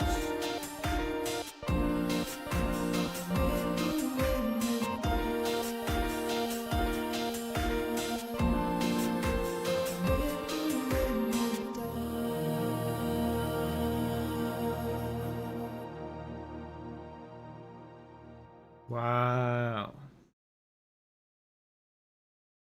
It's similar to Don't Forget. Yeah, I recognized like the voice and like some of the words. It's like samples of Don't Forget, right? Before the story. This is menu, more menu. File select. Just Run says, I am astonished with Toby's work. Me too.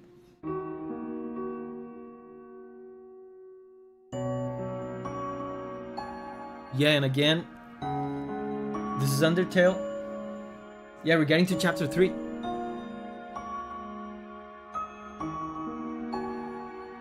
But remember, guys, we're only going to listen to the absolute god tier bangers of chapter 3. So don't get your hopes up if you think we're gonna just mindlessly just let the playlist play and just listen to all of it. I'm a busy man. I don't have time for mediocre music.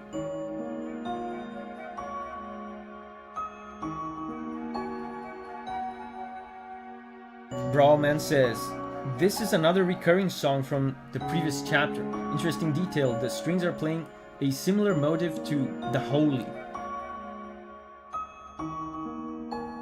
Yeah, I recognize this is the same from before.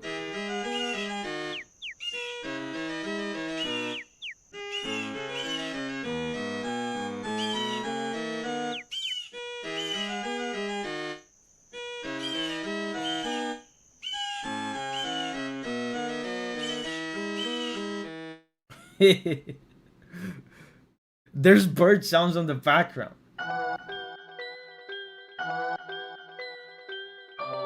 Okay, so we're officially in chapter 3. Now, the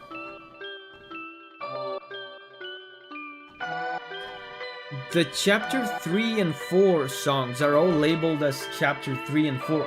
So I won't know which one is chapter 3 versus which one is chapter 4.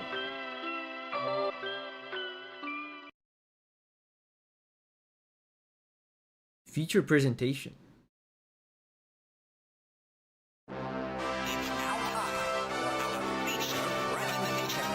Is this Toby Fox's voice? Coming straight from your house. Coming straight from your house. I mean, he's the one. I mean, the king of. Oh, he's groovy and never groovy. You can't get this from an egg. The sensation of your screen. The show that makes you scream. Say it with him, folks. Mr. Antenna's TV show. Wow. The music was distorting there at the end.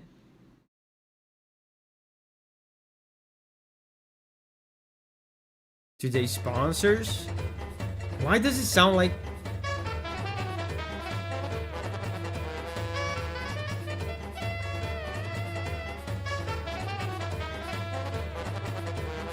Why does it sound like I'm in a live TV show or something?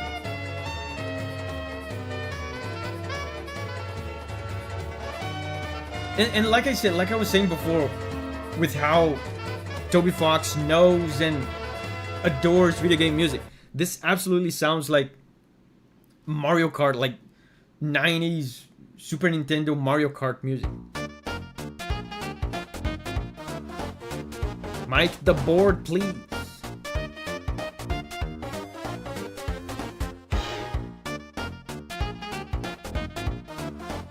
You're on TV in this chapter.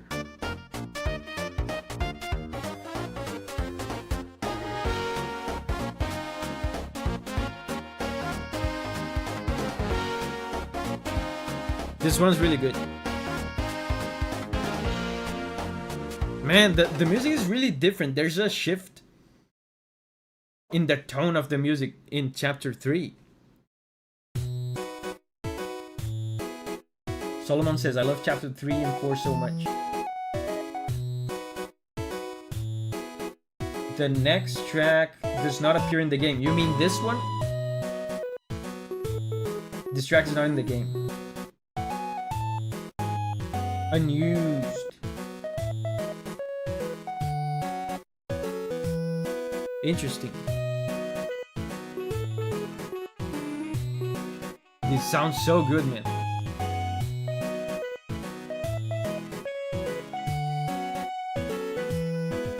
Brahman says it is. It is used.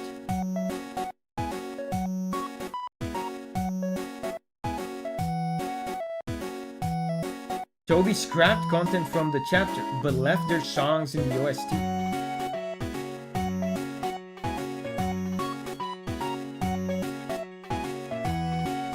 Isn't it used at the very start of the Zelda section?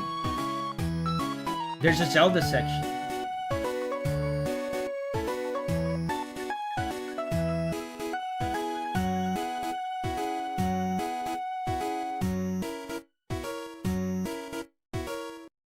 Adventure board. So you guys are saying this previous track was replaced by this.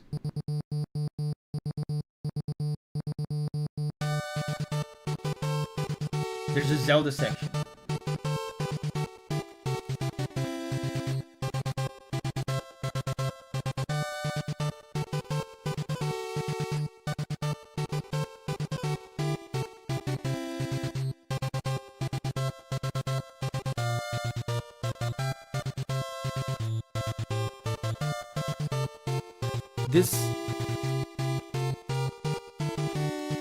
This almost sounds like theatrical in a way, like the way the different moods of these different songs.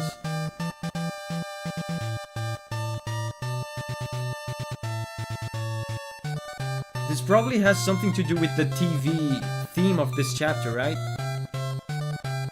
Like different programs on TV.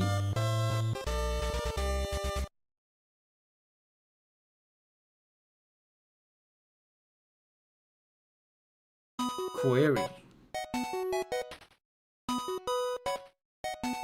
Super Explosion says spot on.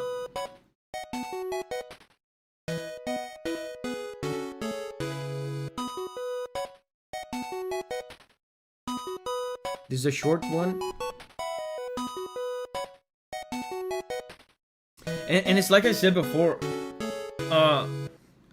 Toby Fox enjoys, it seems, creating music for these micro moments.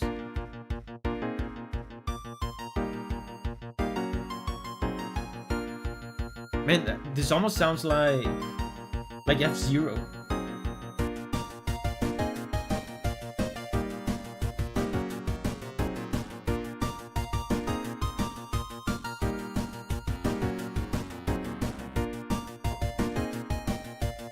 Quiz does not need to go so hard.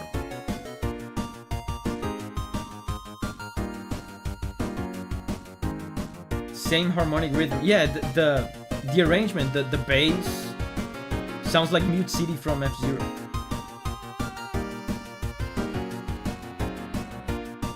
A lot of this chapter is video game themed. See, that's what I was saying before. I feel like these games are just Toby's like vehicle for just expressing his tribute to video game music. He just wants to pay homage.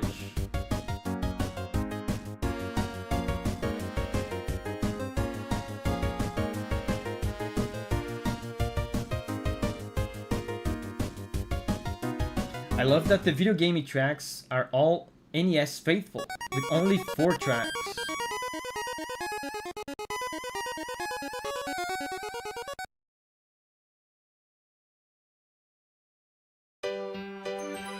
Pushing buddies.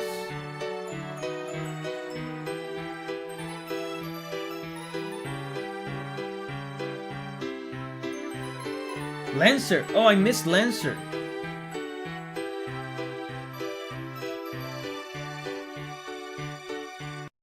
Did I miss Lancer?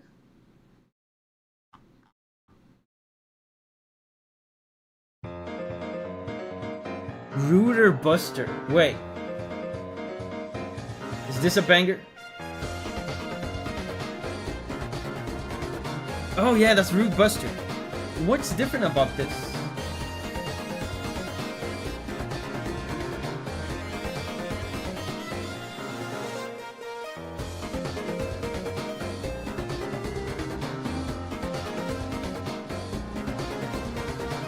It's Router. Oh.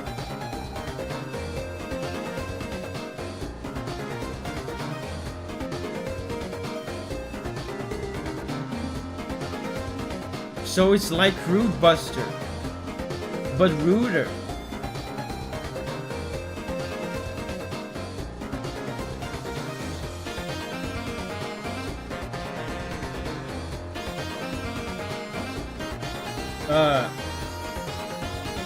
Lee Hama says chapter 4 is the best chapter so far. Yeah, I've seen people saying they didn't like chapter 3.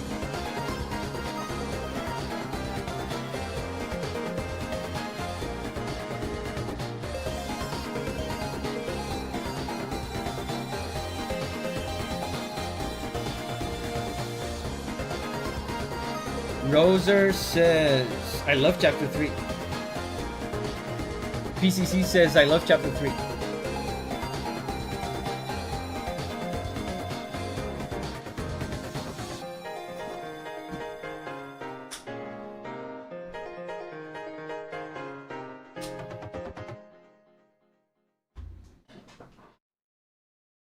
Okay, next up, physical challenge.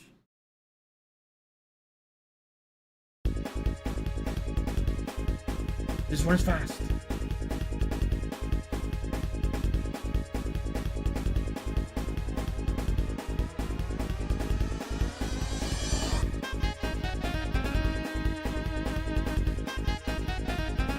Chapter 3 is my favorite, but it's more comic. I mean, it definitely sounds like it. It definitely sounds like it. It sounds comic. It sounds like a joke. Like, we've heard what?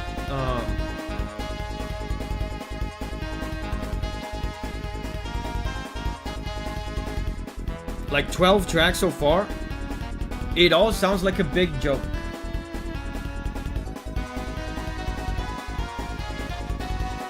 Fraccoon says, Toby Fox said himself that chapter 3 was more focused on gameplay than the main story, but it still surprised me.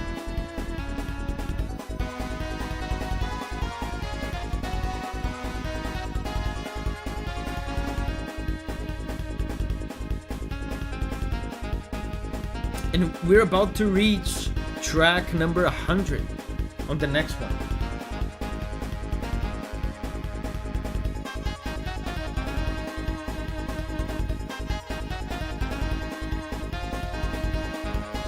Chapter 4 is more serious.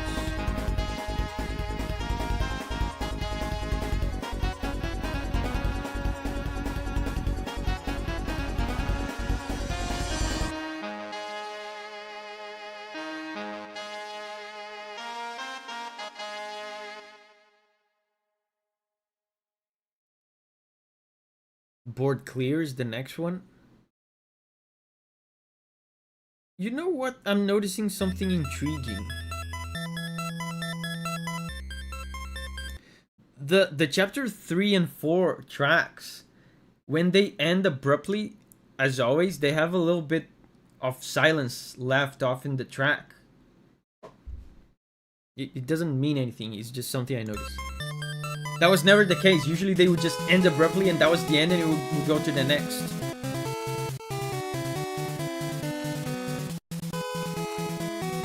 The Guitar Assassin says, yeah, I noticed that, yeah.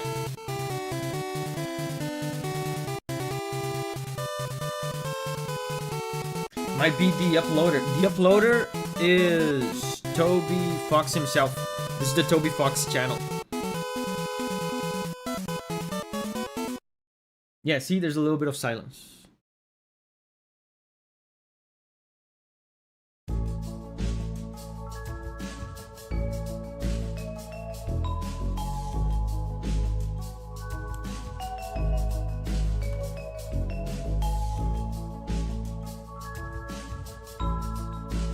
Welcome to the green room.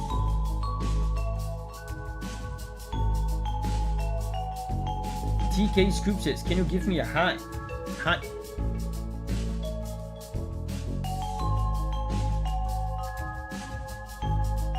Yeah, this sounds like a break. Man, it has been like non-stop action. This sounds like a break, right?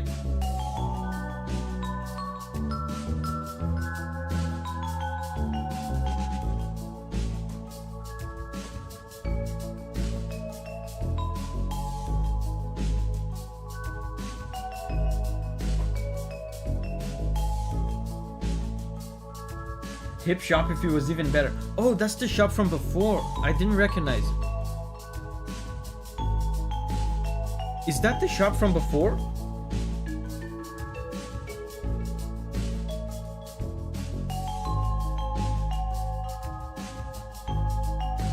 Hip shop and its variants. Oh, interesting. Very similar.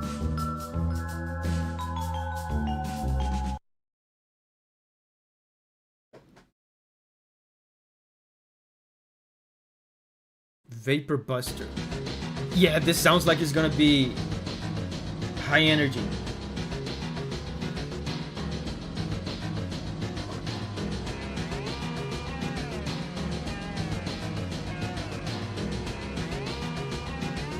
Vaporwave Rude Buster. Yeah, wait, I did think of that. Is this slow down Rude Buster? I do recognize some Rude Buster in this.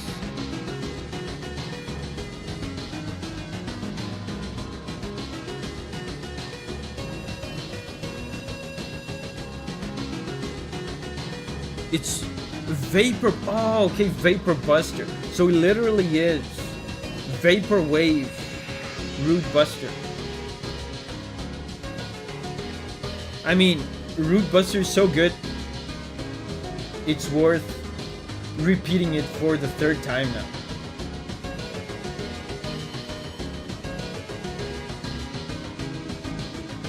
It slowed down Rude Buster, but it was also adjusted to make it sound better.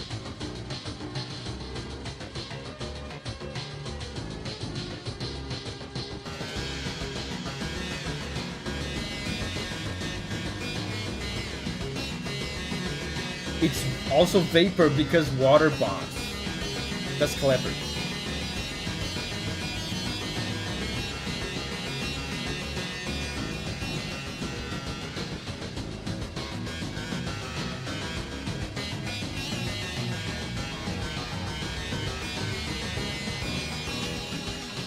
Wait, there's one called Sound Check. I think we've heard Sound Check before, right? If memory doesn't fail me. Next up is Paradise. It's different, okay?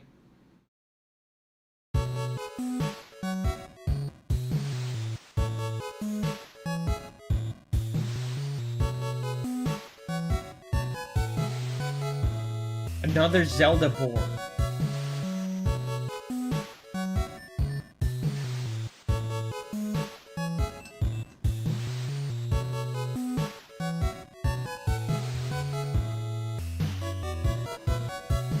I constantly find myself whistling this one. This one is very whistleable. But yeah, even listening to the soundtrack like this without playing the game, you can kind of tell this has a little less to do with the story, right? Because the songs sound less story driven, there's less recurring motives telling you a story. Noemi's here. Hey Noemi, I didn't see you there.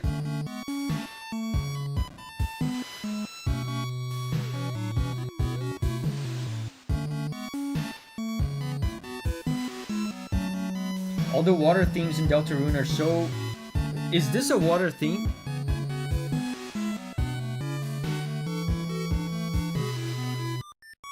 It technically has quite a bit of story going on, just in the background, or more subtle.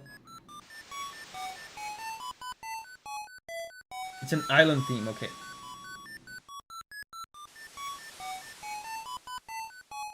Yeah, Brahman says... Actually, it's just the same motive over and over. But that itself just kind of says nothing super important is happening.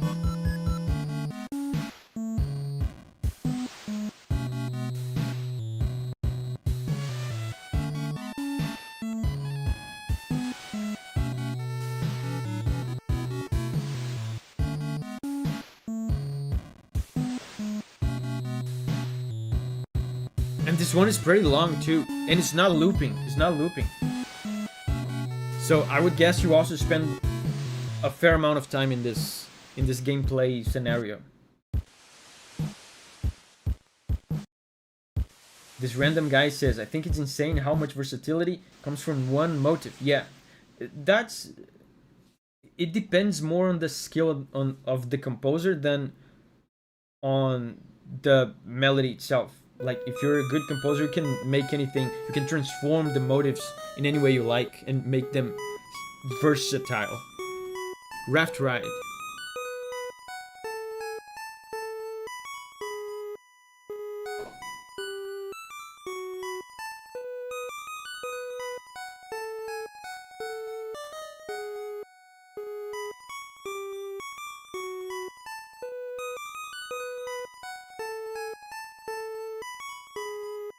This one sounds oddly familiar to something else.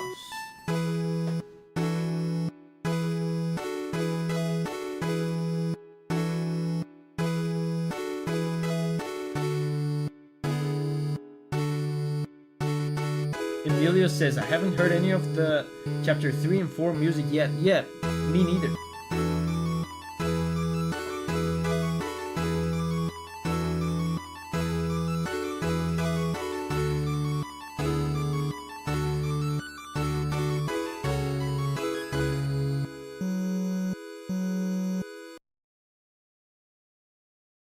Very French Fries says, "I like how you say you are only listening to the absolute bangers, and you are just not." What do you mean? What do you mean I'm not? I don't get it.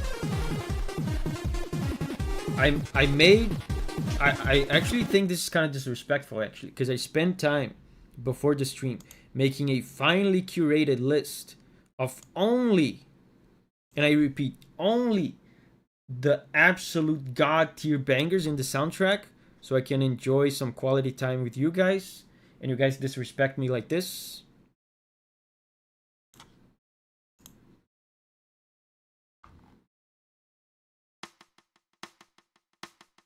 You disrespect me like this by even proposing.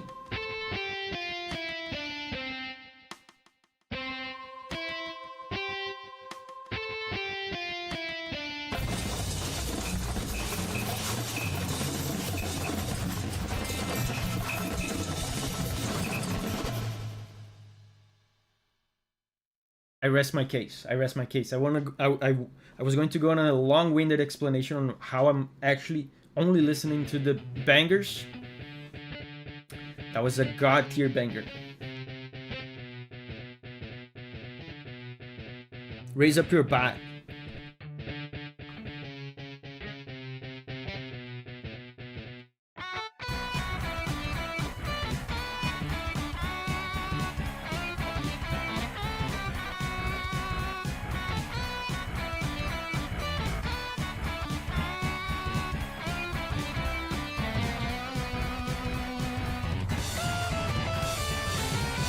I mean, the guitar is here again, but this is an entirely different chapter. This probably doesn't have anything to do with Susie, right? Look out for Lost Girl in this.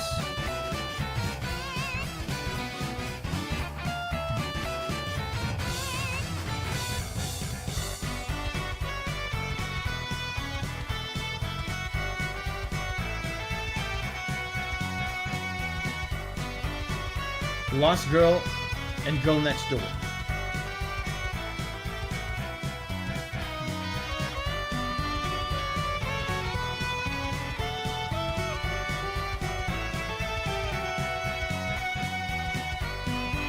Wow, this is the Lost Girl motive.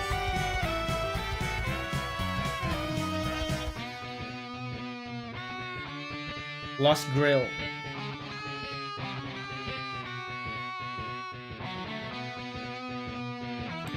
So we haven't... I feel like we haven't heard from Susie again since chapter 1, I think. I thought Susie was going to be important.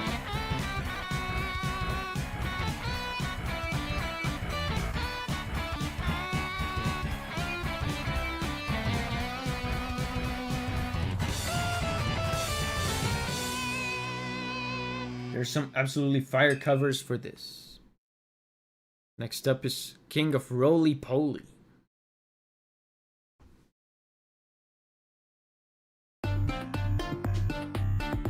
She's important, but her theme isn't used after chapter 1. Chapter 3 isn't Susie focused.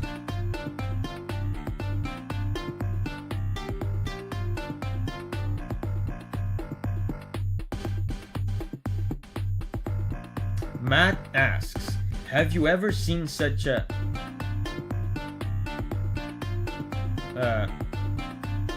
No.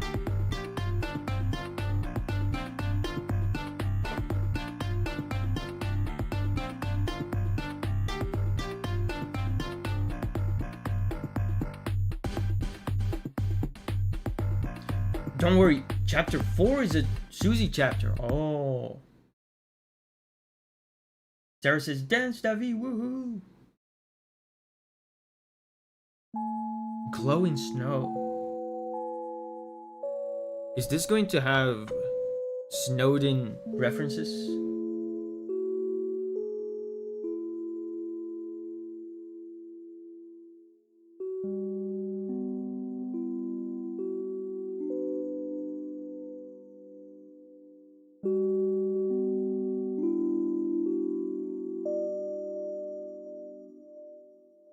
Adam says, is he listening to every OST, by the way? No, look at the title.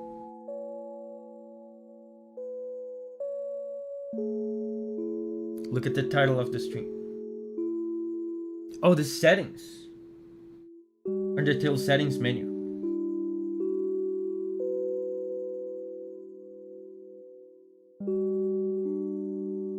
In this Deltarune, snow has a different meaning.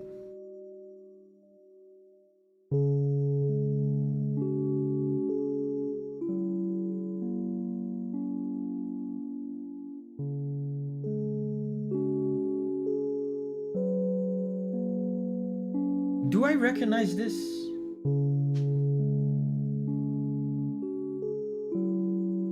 Is this actually from Undertale?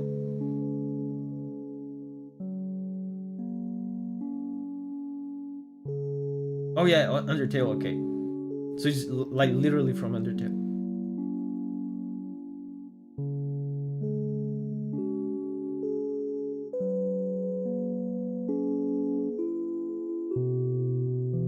Listen to it on 2x speed. Yeah, that's what I thought. It's probably slowed down.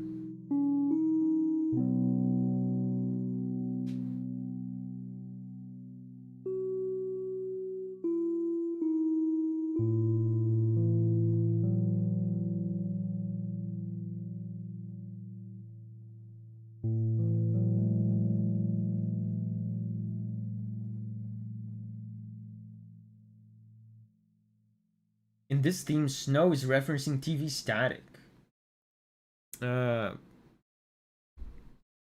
Next up is Big City Board.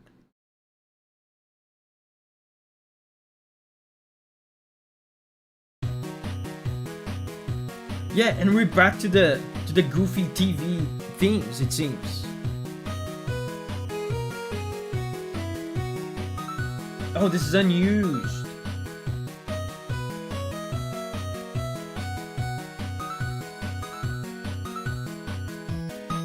Yeah, Whiplash, right? Completely different vibe from the previous track.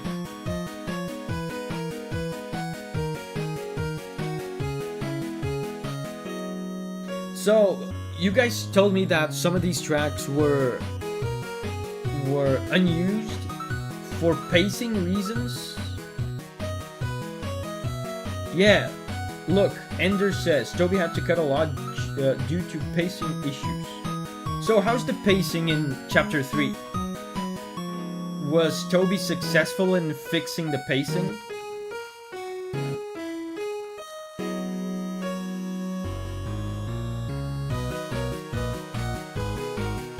Brawlman says, this is a pretty long chapter. The pacing is really good as is. Okay. Because if he cut a bunch of stuff, it means that he sensed some sort of issue with the pacing. So, if you guys are saying the pacing is good, that means he did well.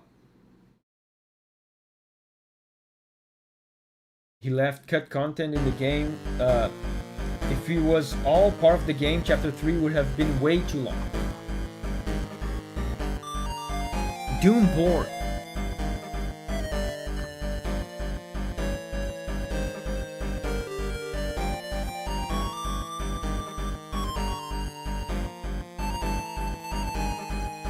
It takes courage to cut finished content. Yeah, man, and it sucks.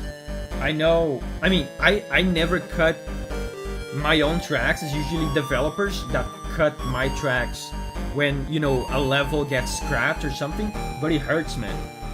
It hurts to have cut content.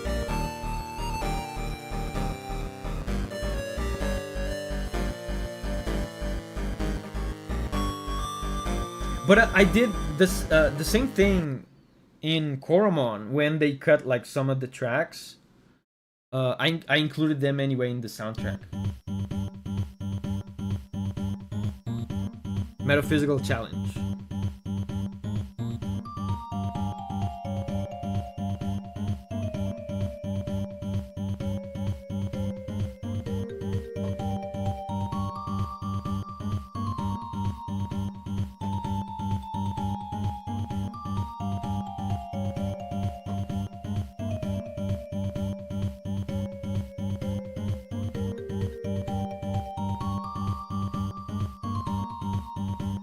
This track is used in conjunction with Doom Board.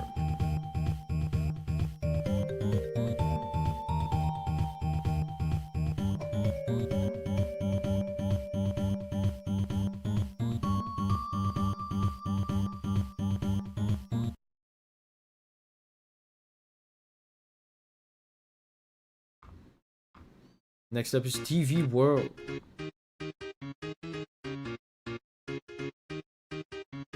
Oh, these ones are popular tracks. Look at the number of views.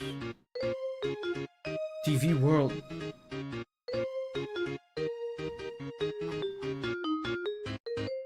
Sebastian says 2 bangers in a row.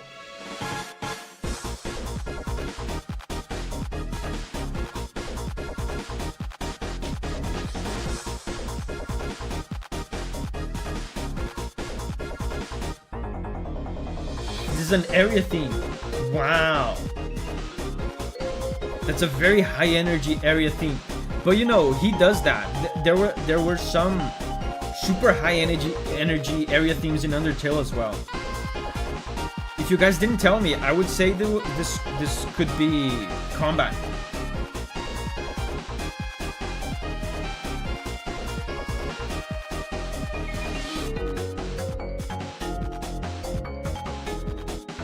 And I feel like in Deltarune, man, Toby has been going so hard on bass, right? The basses in Deltarune are beefier, groovier.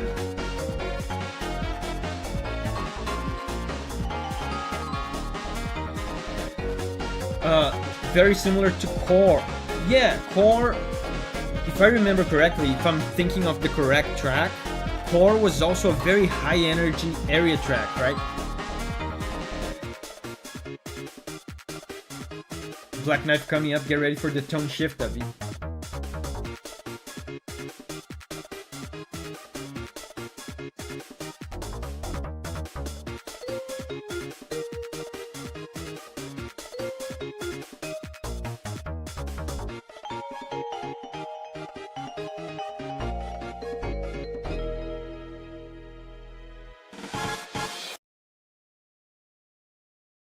Core was a little slower, but I remember it being intense, even though it was slow. It's TV time. Major boss.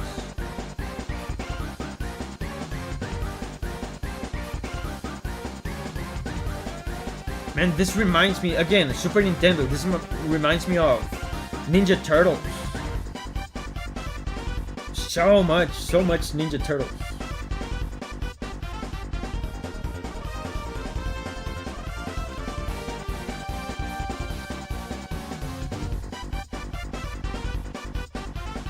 And now all the very few motives from earlier come together.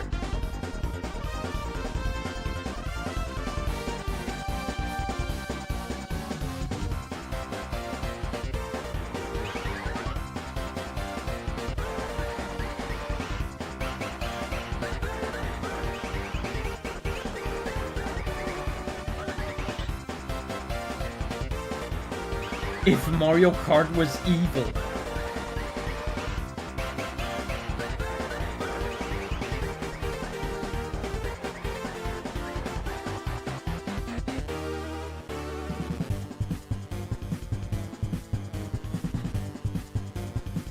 I admit I'm not getting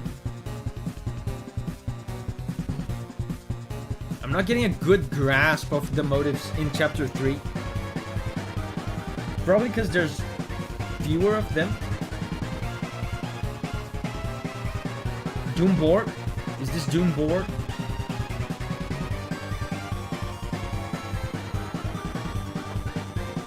Because there's only one.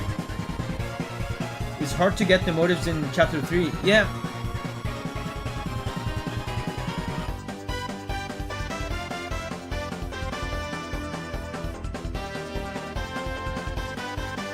That being said, I do recognize this.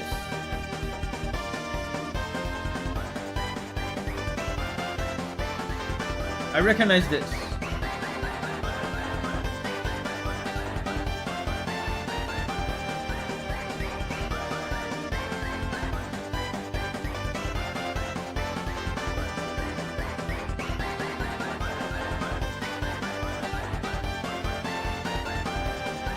I don't know what it is. Tenna. Who's Tenna? You guys keep saying Tenna.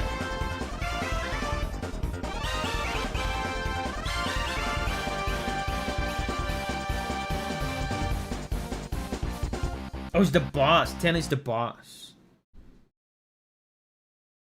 Next up is Hall of Fame.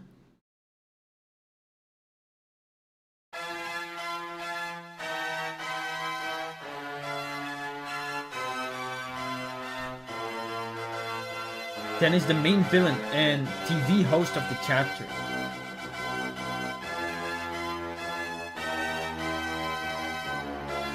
Spammed him again.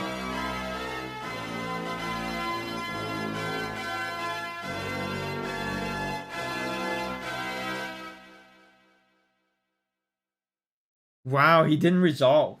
He ended on a 10 score. No resolution, no rest. Breath. Wow, this is disturbing. Tone shift time. Wait, is this chapter 4?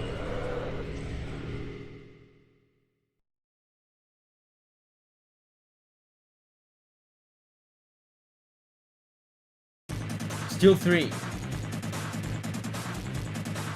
So this is still chapter 3, but this is where the goofiness ends.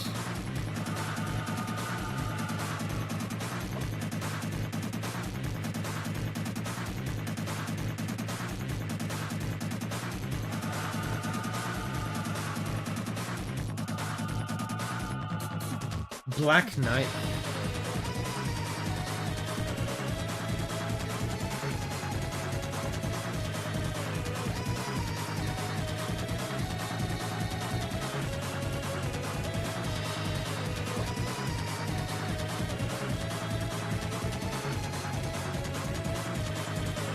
I'm paying attention to see if I recognize any light motives.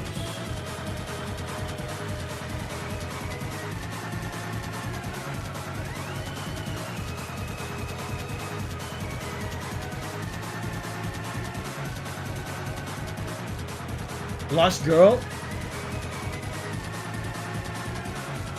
Soon. Lost Girl soon. Wow, disturbing chords.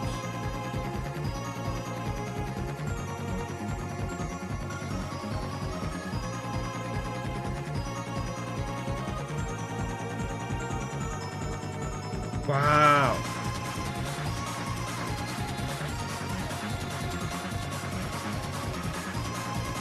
Roman says there's no real lost girl in here.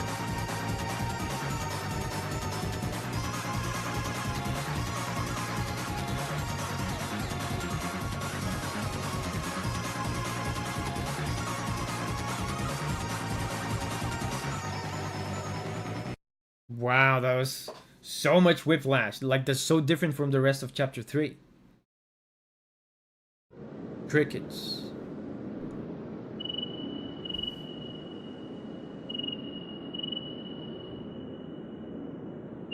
Crickets is the real banger.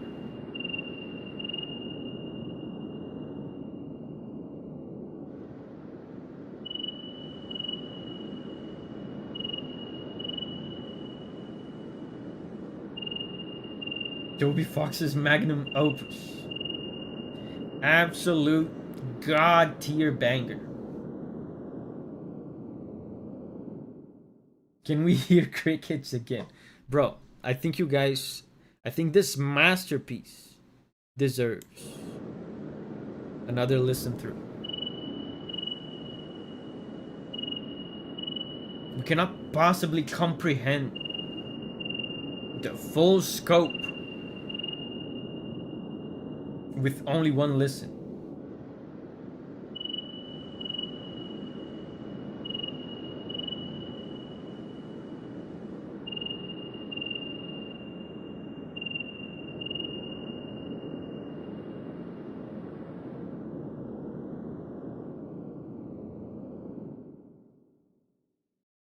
Shut the string down. We've reached absolute peak. It's all downhill from now. Dump.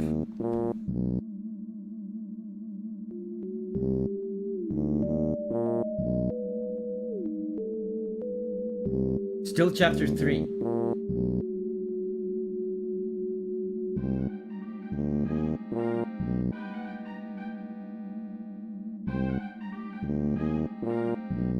Spamtum leitmotif here.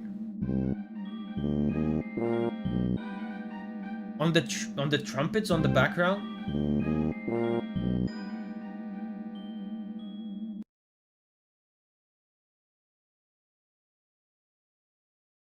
Interesting. Sword.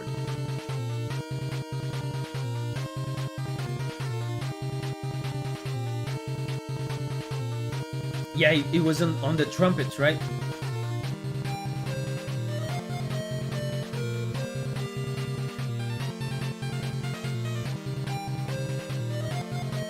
Do I recognize this? I feel like I've heard this before.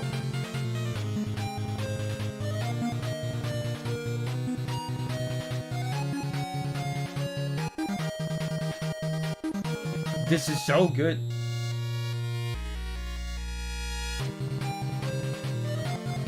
This is very Zelda, yeah. This is a very good composition.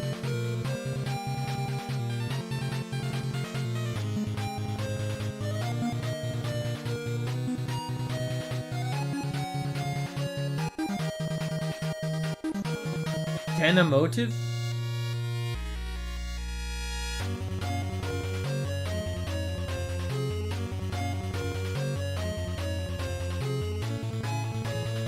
Sultan says, this is my favorite of the board themes by far.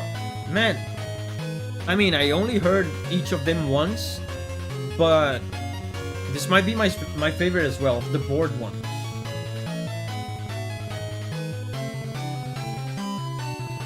This one is very similar to a song from earlier.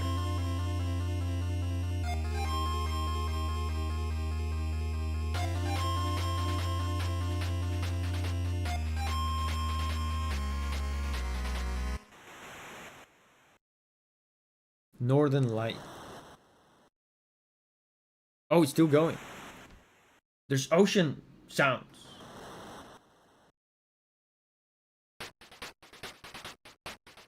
Actually appropriate to the Link's Awakening reference, right?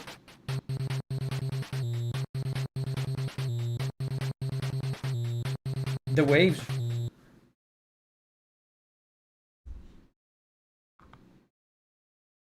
Northern Light.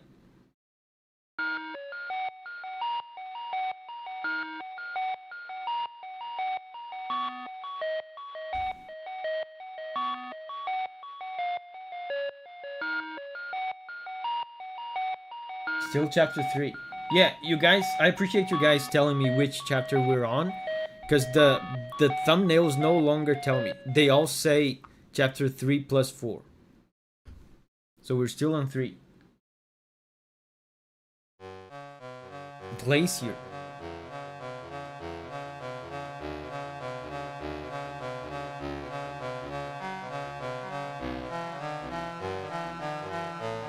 Chapter 3 ends on track 38.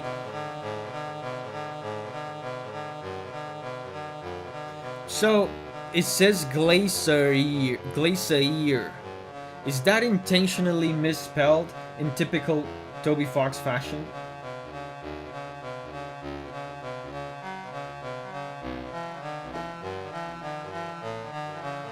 Okay.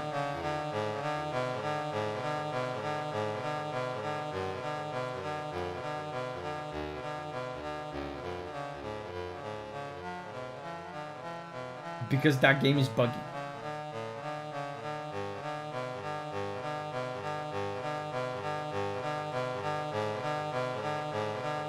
Reminds me of some of the latter Link's Awakening dungeon themes. Yeah, I mean, the earlier Zelda games, even like Zelda 1, had like some of these low-pitched arpeggios for the Zelda themes. I see it.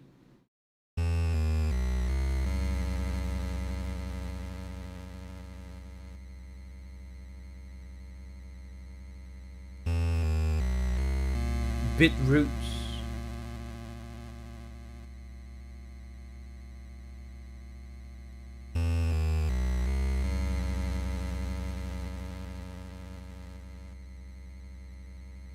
Remix of Digital Roots. Oh, I remember Digital Roots. I mean, yeah, Digital Roots. I remember. It was one of the ominous ones.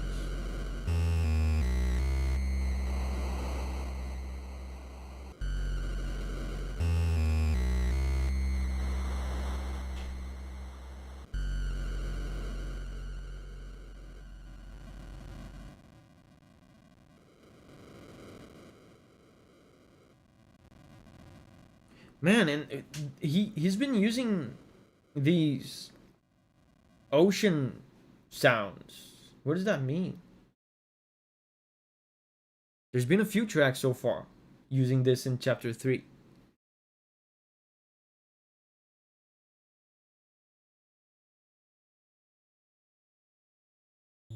Iram. We don't know. The ocean is important, but we don't know yet. Wow, this was just a trill, the whole track. This like alternation between two adjacent tones, like this. It's called the trill. Burning Eyes. Oh, this is the last song of the chapter.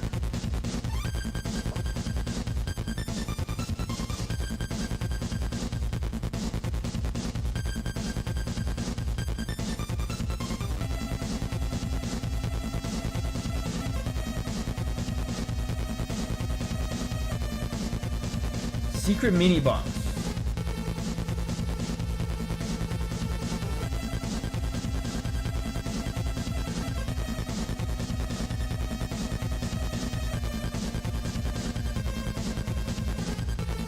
Chapter 4 is coming, yeah. Koi says, is that Lancer? I didn't catch it.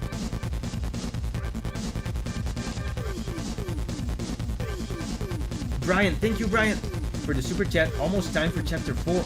Prove your pro composer credentials by counting the time signatures in the sanctuary tracks. I'll try. Thank you, Brian. Yeah, so now it's chapter 4. Oh, this sounds like spiritual. There's almost like a touch of organ to it.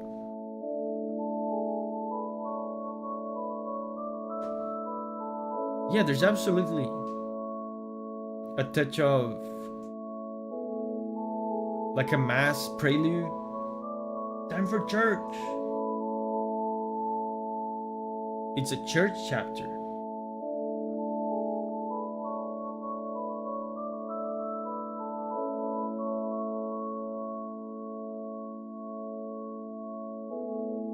The characters are attending church service.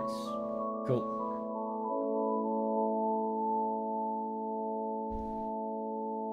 Yeah, and the next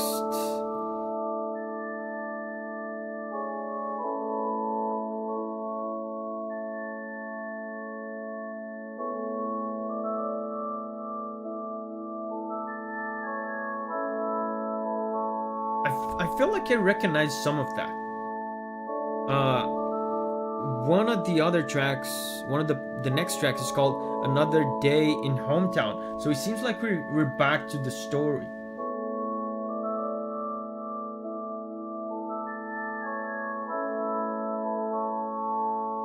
The legend motive? See, I told you guys I recognized something. I recognized something. Okay, so him.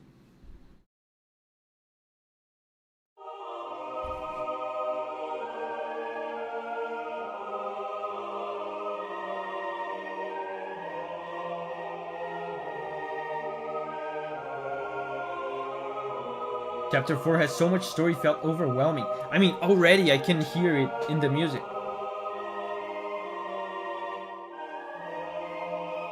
Don't forget book choir. Yeah, I recognized it. Oh, don't forget it's the credits, right? From chapter 1. Oh, I get it. Cool. Yeah, man, already I can tell, like, we're getting back to the story.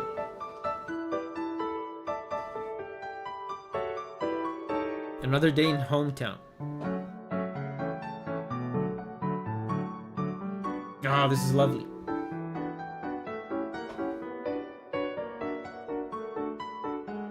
Don't forget, it's also the Deltarune main theme.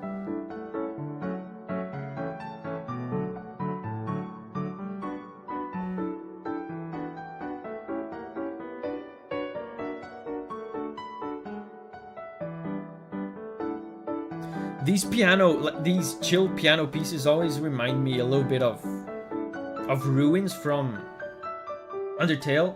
I love Ruins from Undertale.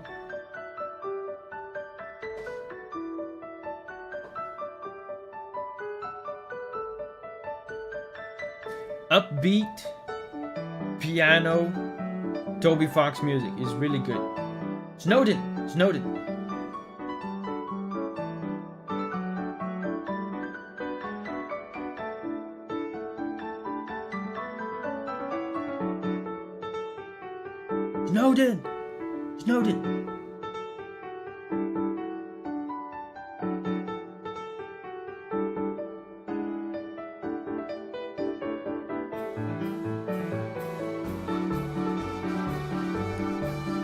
And this is a longer track again. So Hometown is probably like an important hub area that you spend a lot of time in.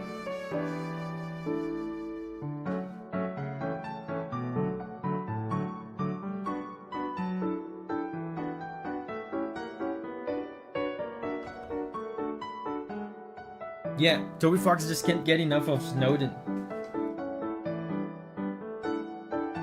Hometown is the light world explorable area. Yeah, I can tell. It's an explorable area that you just hang around in and you spend a lot of time in because the track's pretty long.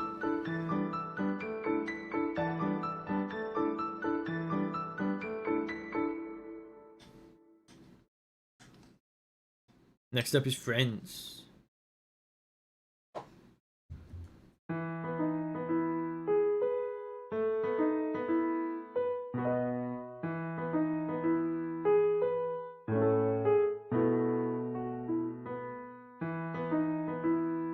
And this is another piano track.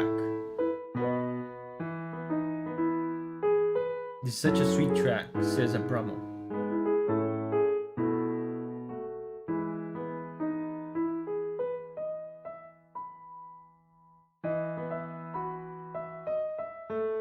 Sky Claude says, is this in the diner?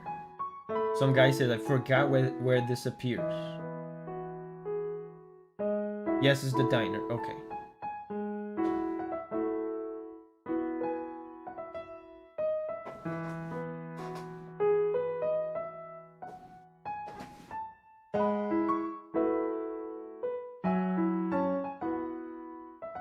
So you guys are saying light world.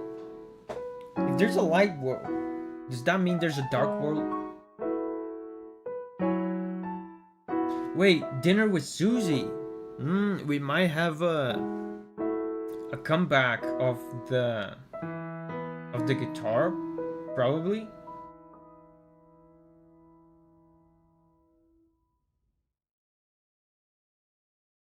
Castle Funk. Wait, Castle Funk Knock You Down. I remember Knock You Down from one of the earlier chapters.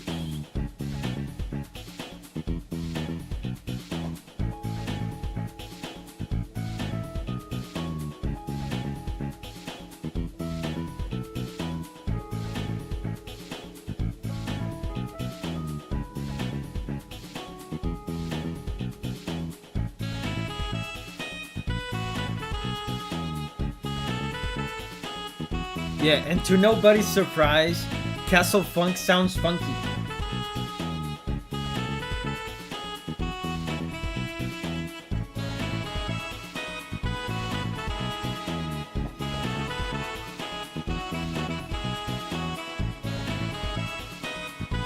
Davi hasn't played any Deltarune yet.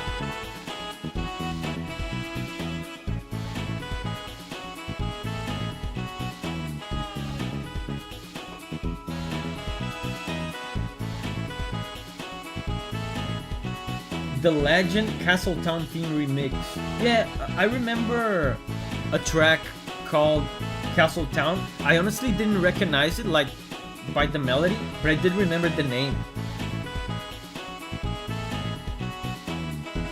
This is the Dark World hub area.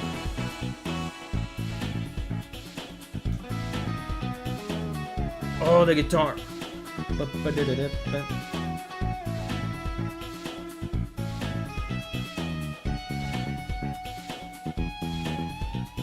Empty Town, My Castle Town, and now Funky Town.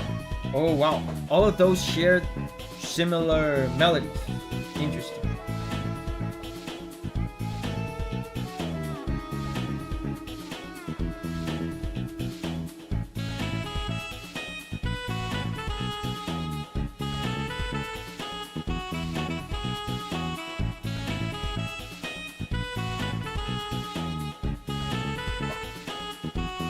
Same location over time. Oh, it's the same location. Interesting. Top 5 OST in the whole world, in the whole game. Yeah.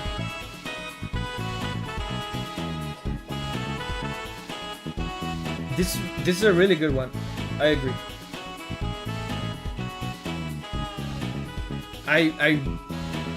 And this is something I've been saying. I really like the bass. I feel like in Deltarune, Toby's base game leveled up. It leveled up in comparison to Undertale. That's not to say in Undertale it was bad at all.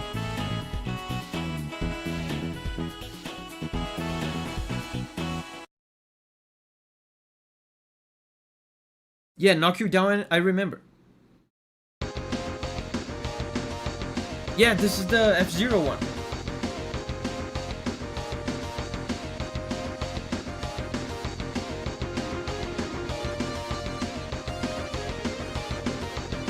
This one is kind of the same. Yeah, I remember it.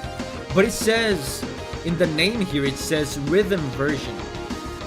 So there's probably something different. It's slightly different. It's just Knock You Down, but with an actual ending now. Interesting.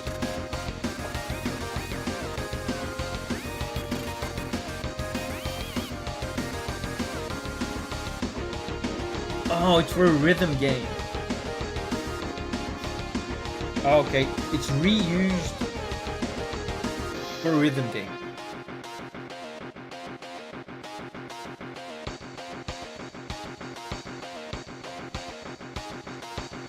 I really like this one as well. The F-Zero vibes. Balls Bio says, wait, what minigame? That's embarrassing. That's embarrassing, Balls. You missed the rhythm minigame? What a blunder.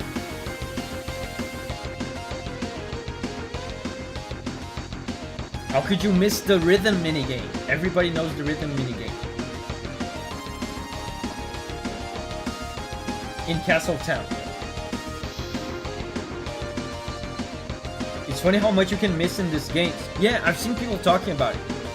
I've seen people talking that they miss like entire bosses, and then they have to go back, and there's some cryptic stuff to find out that is really difficult to find out on your own, I've heard.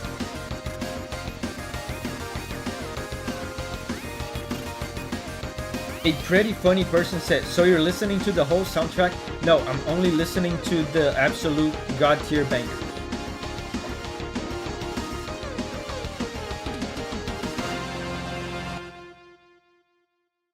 Gingerbread House.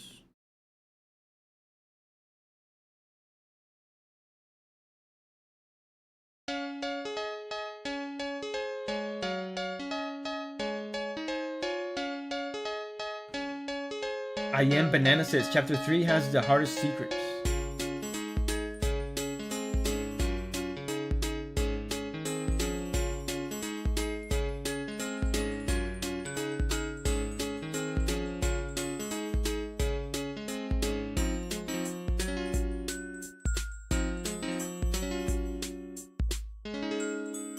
Girl Next Door again.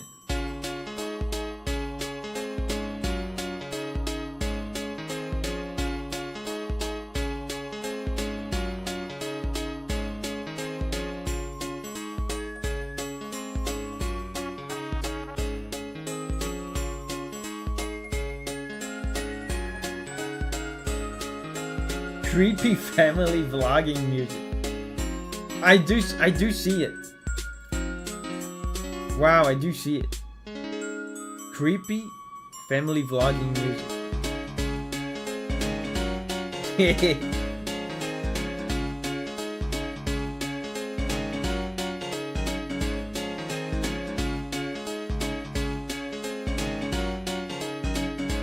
Plays at the house of your neighbors. For some reason, celebrate Christmas all year long. Okay, abrupt ending. The distance between two. Between two what?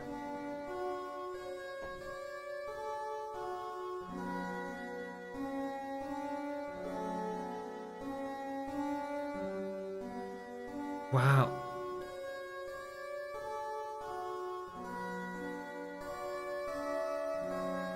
This doesn't sound like an organ, but it still has like those spiritual vibes from the beginning.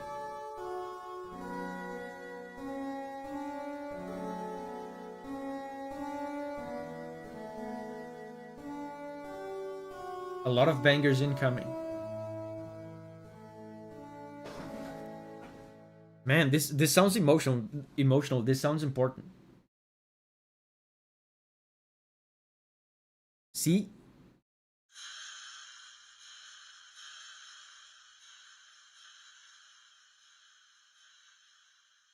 SFX track next.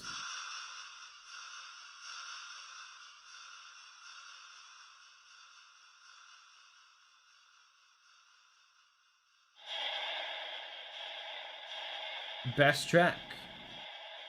Another musically genius track.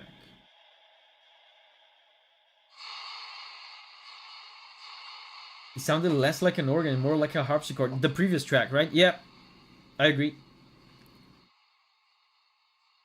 The fact that it was just a solo performance, and you know, the general vibe of the chords gave me that kind of spiritual vibe.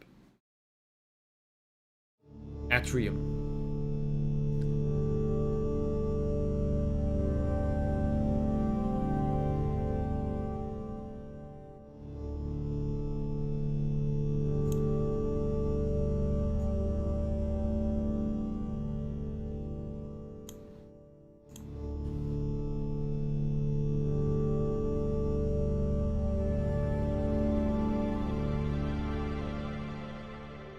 This is where things ramp up. It sounds like it. It almost sounds, again, there's a bit of a service, of a church service prelude feeling to this.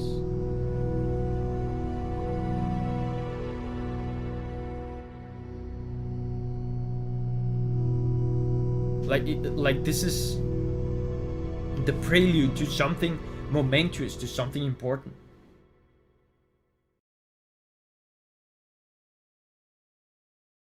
Dark Sanctuary.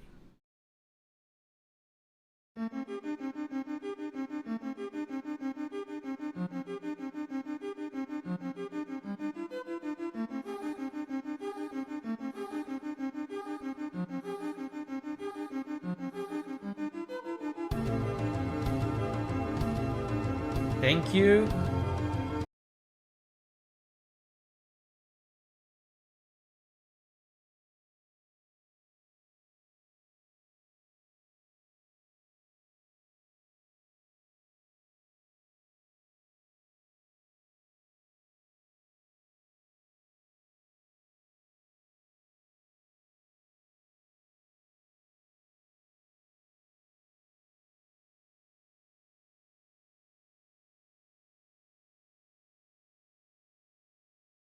Oh, we're back.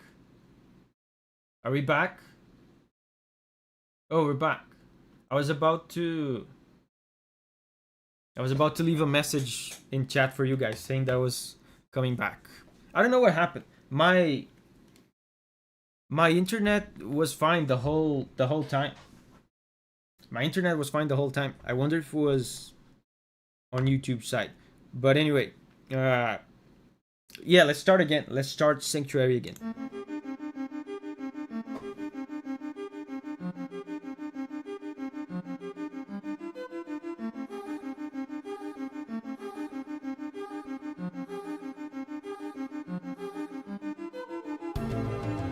So far this is a triple beat meter. 1 2 3 1 2 3 1 2 3 1 2 3.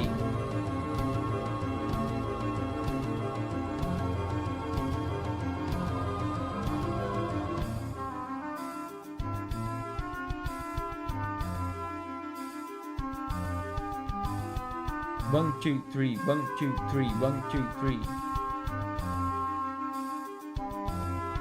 The vocals in this are live by Itoki Hana. Who is Itoki Hana?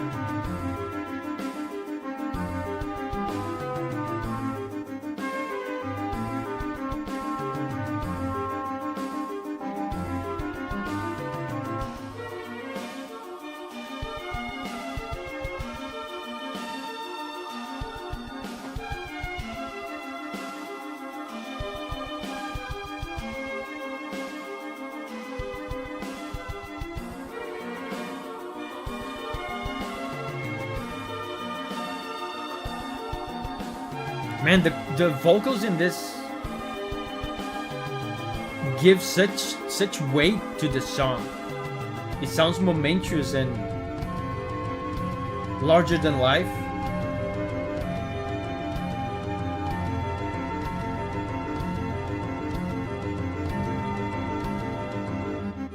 Each successive sanctuary gets crazier. Wow, okay. From now on. And wow, the tracks are starting to get like consistently longer. That's how you tell like stuff is getting real.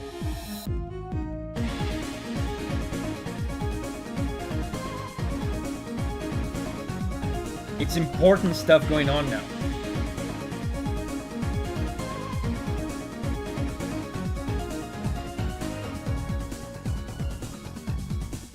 John, thank you, John, for the super chat. Davi, chapter 4 is in church. One of the enemies is called gay. What did Toby wanted to say with this? Oh, this is replacing Rude Buster. Thank you, John, for the support. So this is the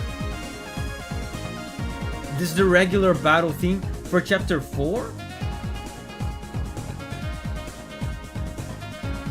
So they only replaced the regular battle theme in chapter 4. Okay, that makes sense because the whole thing is gonna have 7 chapters, right? So I guess chapter 4 is kind of like halfway through.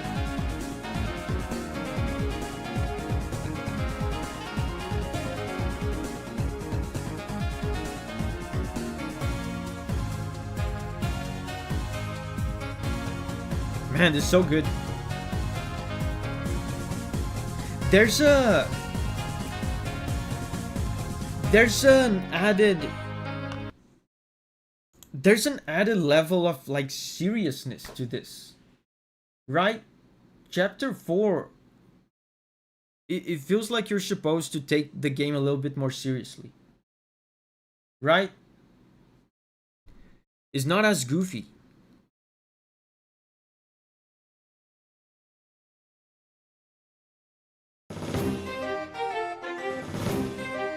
Oh my god, this is great.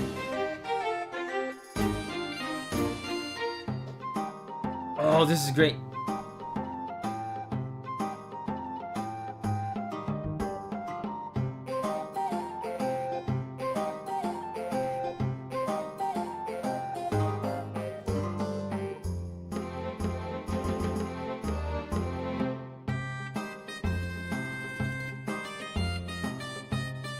I love this. This is so good. And again, the instrumentation is so different from everything else. There's a bunch of realistic ass instruments. Undyne. Is Undyne in this song? Oh, I hear it. I hear it. It took me a while. Wow. That was like a delayed effect in my brain. As I was pronouncing the words, asking if Undyne is in this, I heard it. I hear it. I hear it. It's Undyne's mentor.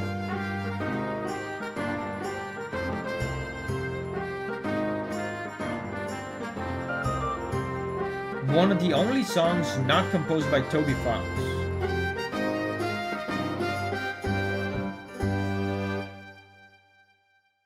Cool. Next up is Fireplace.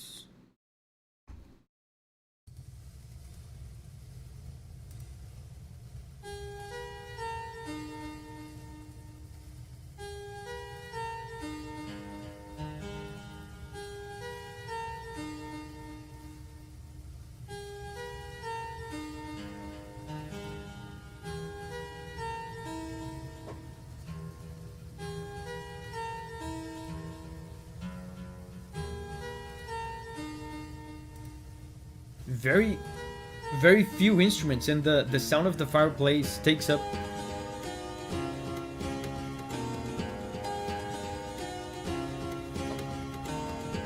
Like even songs like this is more upbeat, more positive, but even songs like this, they feel a little bit more serious. Like the stakes are higher now, and there's more important things depending on whatever this story is about. Yeah, Undyne again, I heard it. I love how adventurous this chapter is. Yeah, I noticed that too. But it's not just adventurous. It's like there's more responsibility to the adventure. It's more like heroic, yeah. But it's heroism with the weight of responsibility. It's more serious. Stakes feel higher, yeah.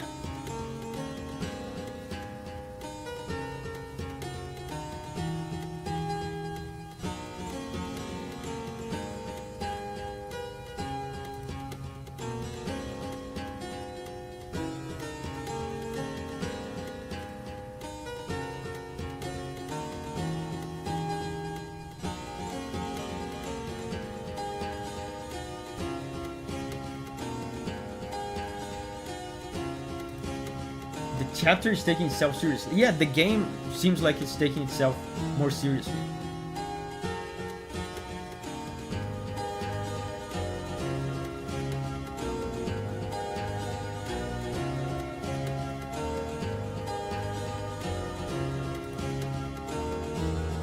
But that's not to say the music is like less upbeat. This song is very upbeat. Like there's some happy chords there in places that they weren't supposed to be, which means that Toby is like actually going out of his way to make the song more positive, but it still has that weight of stakes of responsibility. A dark zone.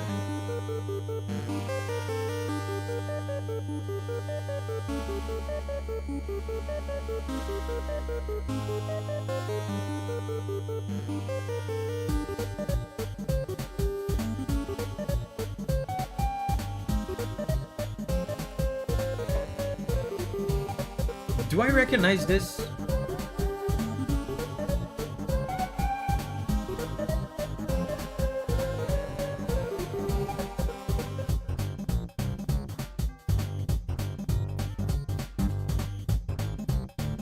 Spook tune, yeah. I recognize this from Napster Blue.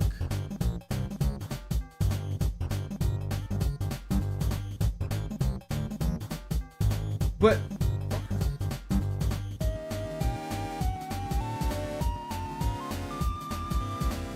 it's not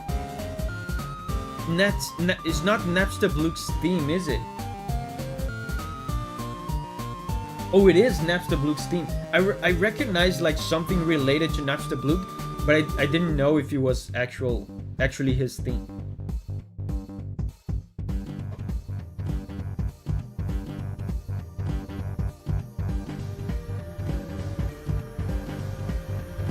Napster Blue house theme.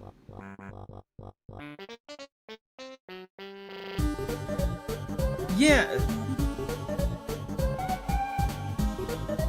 It's Napster Blue's house. It's not Napster Blue's theme. Yeah, because I don't recognize Napster Blue's theme in this. There's some Napster Blue mannerisms though, in the instrumentation, in the rhythm. But at least me, I don't get a direct reference from this, like actual note for note reference.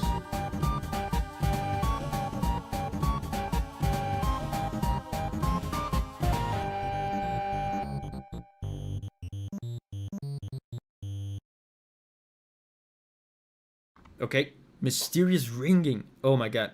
This is actually just going to be mysterious ringing, isn't it, for the whole track?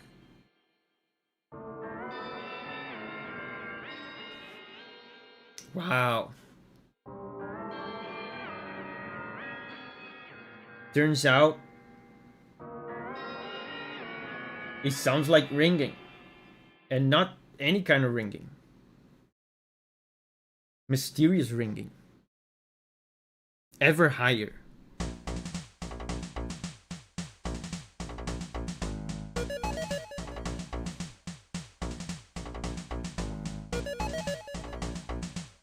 See, like, listen to the rhythm in this, to the pacing, to the drive.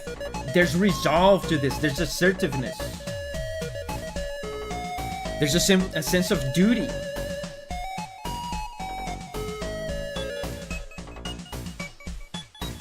A kind of sense of responsibility that we didn't hear in previous chapters, right?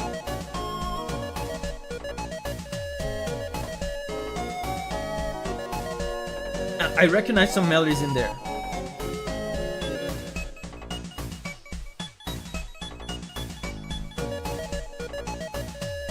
Toby cooked with the chapter 4 OST.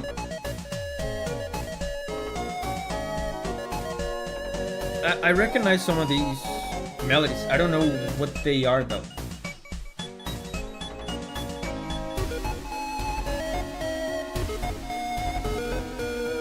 Technically still legend, but in a very new shape.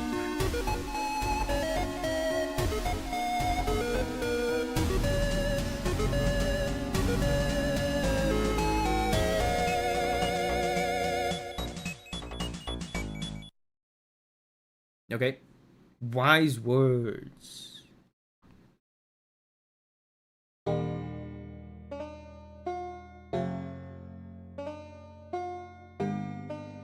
chapter is a lot about purpose and faith.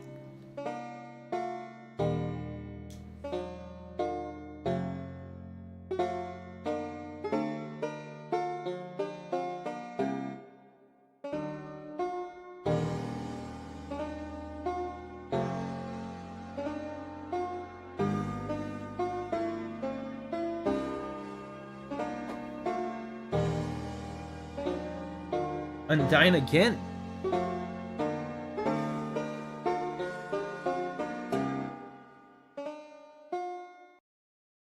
I didn't hear Undying in this. Hammer of Justice? Wait. No, it's piano. Piano that may not be played that well. Wait, Hammer of Justice. I've heard of Hammer of Justice. That's a banger one, isn't it? I mean, that's a stupid question because we know we're only listening to the banger, so of course it's a banger.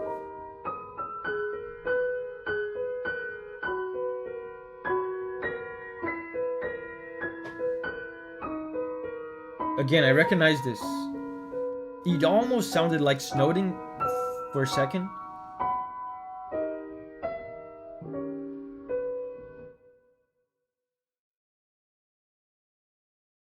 Okay.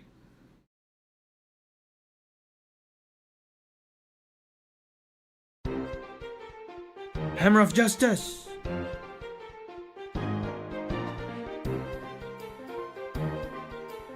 Cheesy says, wait, has he really just been listening to everyone? No, just the absolute god tier banger ones.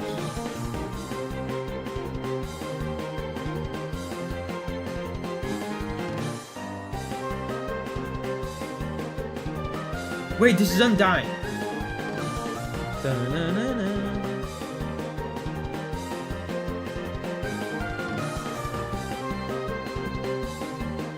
Yeah, wow, so this is just a... This is a reference to Spear of Justice. But it's not like it's a version of it. It's straying off into a direction of its own.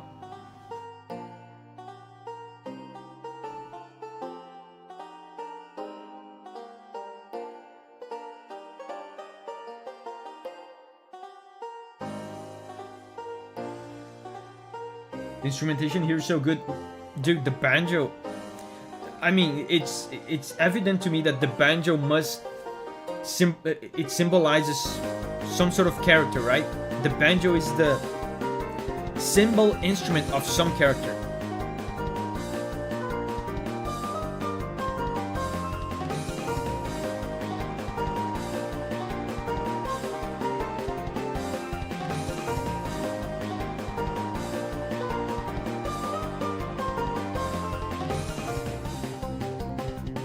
The banjo going crazy.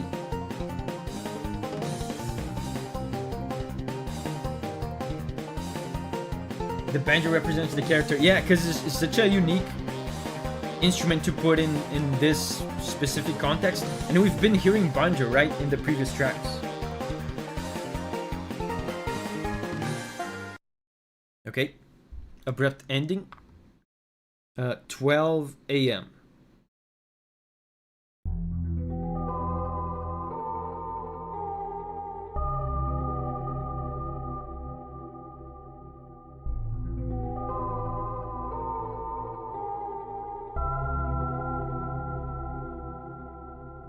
Third sanctuary spotted. Yeah, and second too.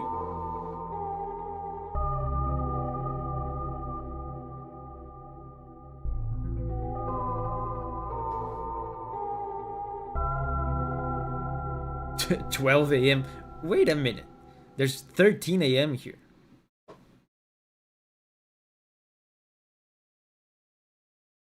Anyway, the next one is second sanctuary.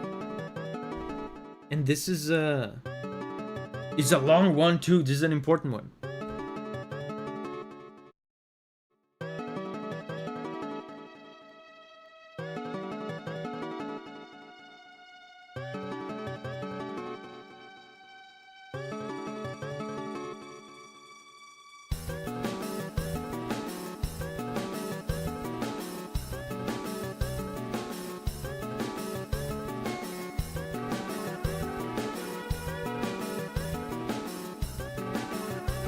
It was 9. At the beginning I was counting some 5s.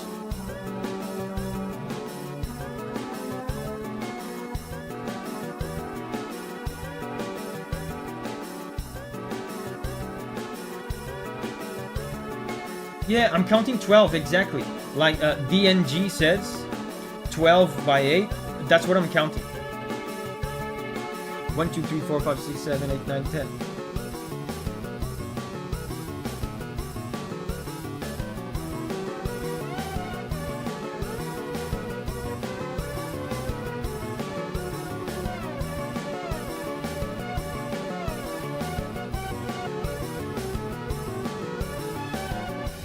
So far so good, but the real test is still to come.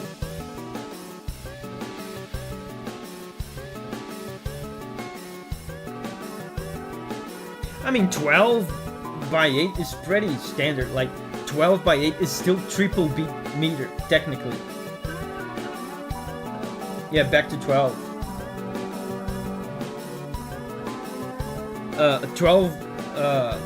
12 beat measure can still be reduced to a triple beat meter. You can still do 1, 2, 3, 1, 2, 3, 1, 2, 3, 1, 2, 3, 1, 2, 3, 1, 2, 3, 1, 2,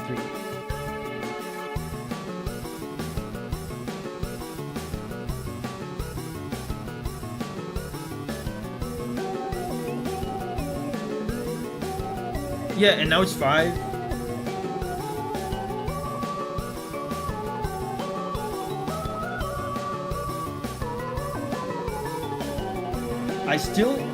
I think it's still just 3 by 4. It's really easy to count that way. Yeah, I mean, something that people don't get about time signatures. Let me tell you something about time signatures. One of the main purposes of defining time signatures is for ease of reading. When like musicians are going to sight read the score on an orchestra or whatever, so you divide the bars in a way that is the easiest to read. So in that sense, time signatures have many different interpretations, and usually the composers will choose the one that is the easiest to visualize and the easiest to read for the musicians. So these time signatures can have a lot of different interpretations. Like someone said it's easier for them to count in 3s, like 3 by 4. It's subjective. Time signatures are subjective to a certain extent. Because I see that online a lot. People say, no, it's 3 by 4. The other person says, no, you're stupid. Screw you. It's obviously 12 by 8. It's not that objective of a thing, time signatures.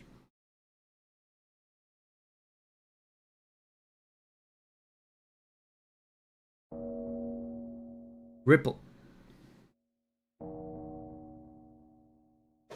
Yes, exactly. Halbert says sometimes 7 by 4 is notated as 3 by 4 plus 4 by 4. Yeah. Whatever is easier to comprehend, whatever is easier to read.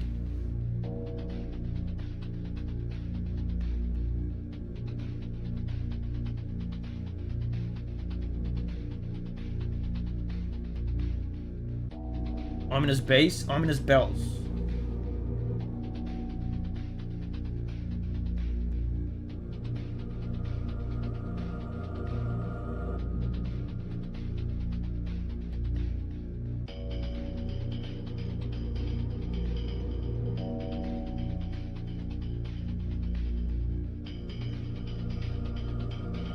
The sound effects kind of make this track.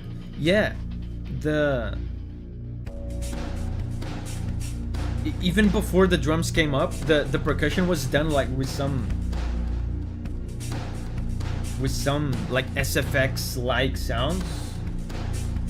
The bells.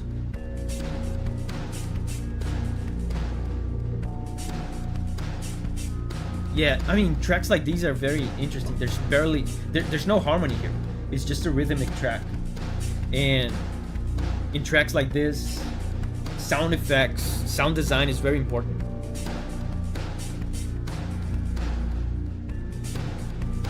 the low energy of this one is so unsettling. Yeah, the sustaining bass, it doesn't move. That's unsettling, right? Because music is about movement. You expect it to go somewhere and it never does. It just keeps holding the same note.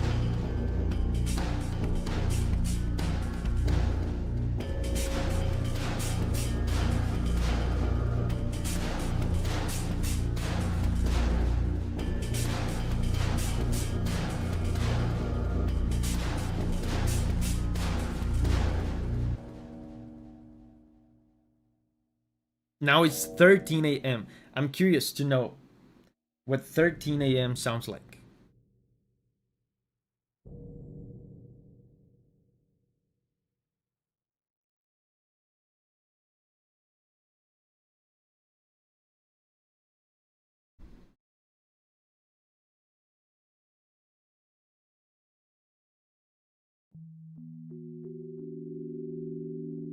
Wow, the beginning of that.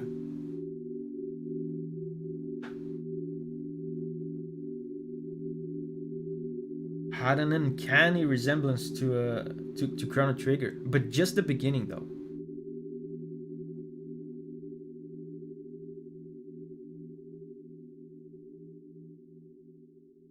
First few notes. Was that Lost Girl the first few notes?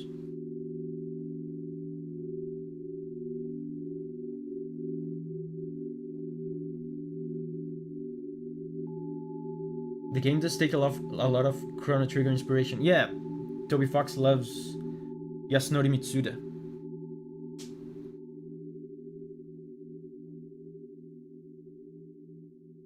If Second Sanctuary was so good, why isn't there a third?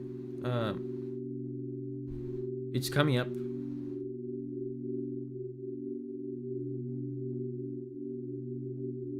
Is saying everything is Lost Girl a meme now? Yeah, I'm getting that feeling every other track is Lost Girl.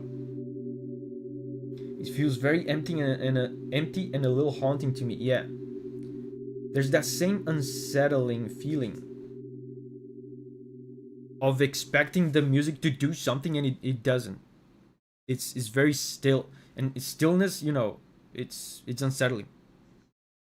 It sounds like it's dead.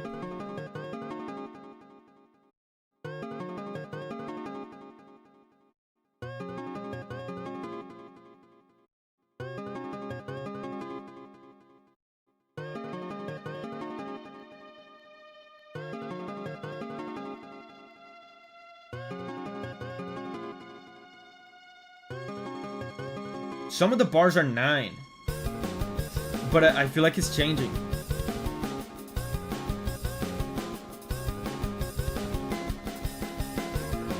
Wow. There's a 6. Wow. Now he's just constantly changing. Macy says it was 9 again. Yeah, it was 9, but some bars were not 9. I feel like he's alternating. Pevious, thank you Pevious for the super chat. Thank you for your content, Davi. Thank you Pevious for appreciating my content. I appreciate the fact that you appreciate my content. It's alternating, yeah.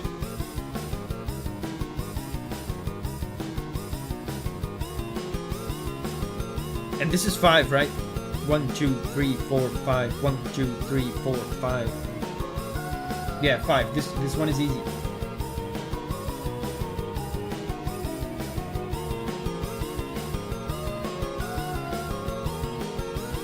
Veggie says he goes 12 and 11 for a bit. I counted some 9s back there in the beginning part. This sounds so natural compared to the rest. Yeah, because this is just a straight 5-beat meter. And this stuff is alternating, so it sounds more unpredictable and incomprehensible.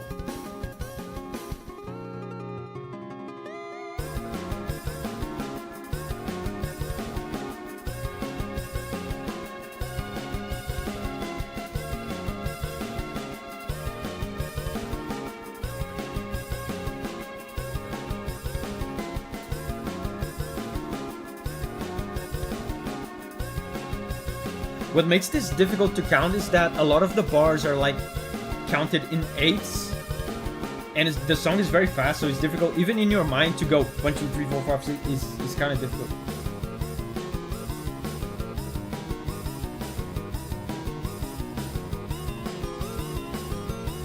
Yeah, and this is just the 5, right? This is easy.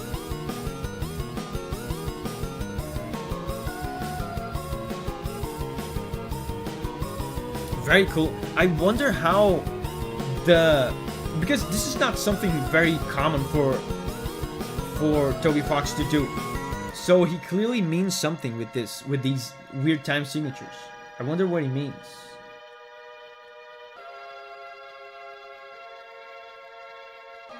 I can't wait to see an orchestra cover this. Man, that would be interesting.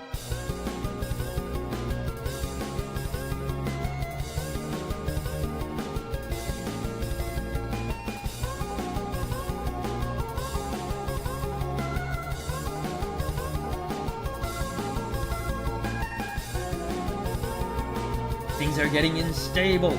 I mean, yeah.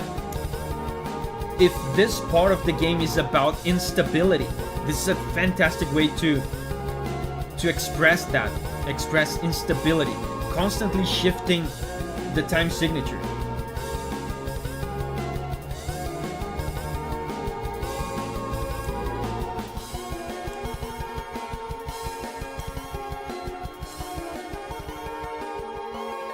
It is, right? About instability.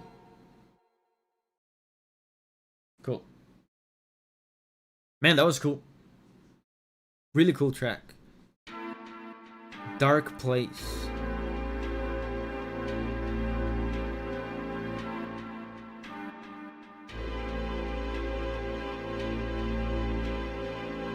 Halbert says, the only other Toby Fox song I remember that had slightly weird time signature was Alphys. Yeah, it really is something that he doesn't do a lot. Brian, thank you, Brian. Thank you very much for the super chat. Thanks for the expert analysis. You're welcome. I mean, I'm not doing like much analysis today. I'm just hanging out with you guys. Just listen.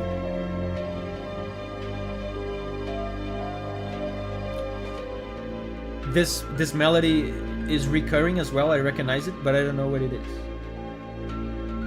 Some guy says, "I remember this." Yeah, me too. That was a recurring melody. Power of Friendship. Heavy Footsteps.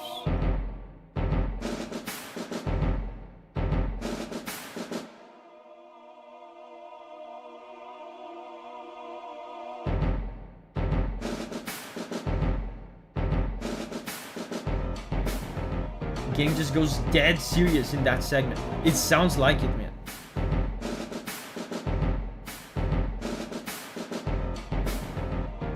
These next few go so hard.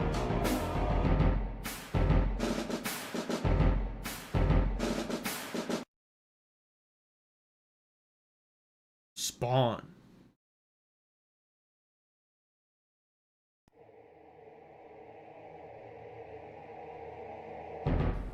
Oh no, this one is Crumbling Tower. Yeah, sick rhythm. Yeah.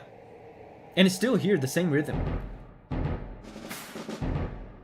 I bet this rhythm is a leitmotif for something.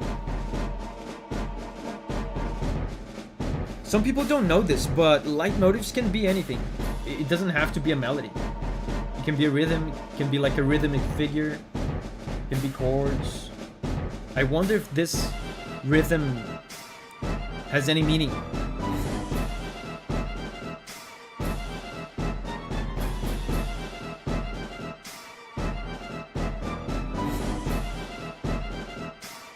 I love how it sounds like marching. Yeah, it even has the snare drums, right? Which are related to marching.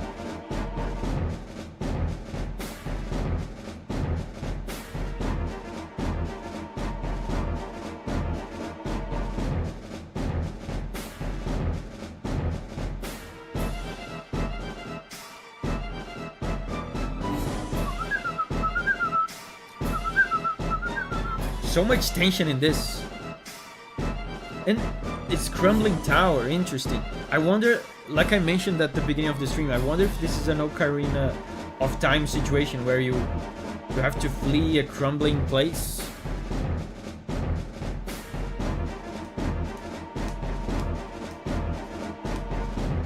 It is, right?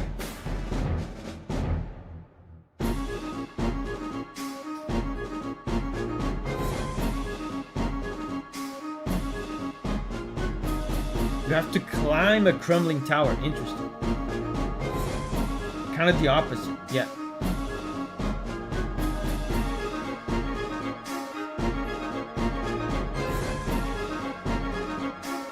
Here he really turns heroic, yeah.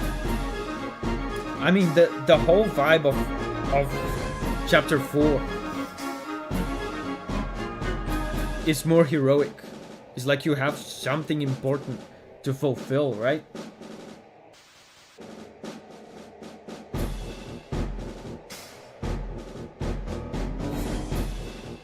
And these chords almost sound to me like One Winged Angel from Final Fantasy.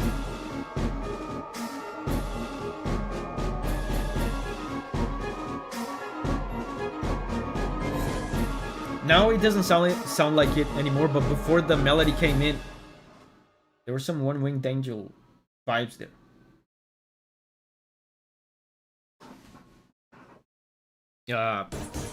This one is Spawn.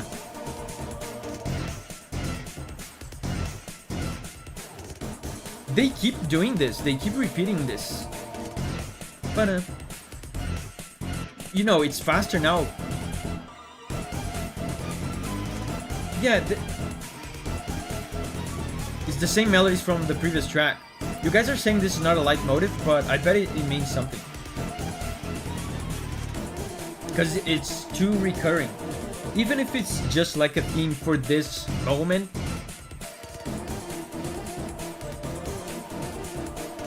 Darkness motive, that's what I call it. Interesting.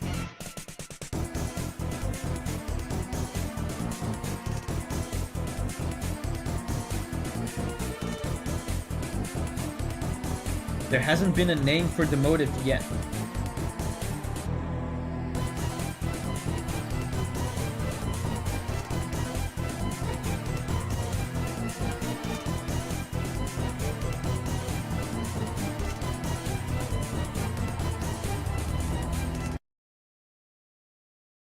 Guardian. Man, the stakes are getting higher and higher. Where is this going? Where is this going to culminate?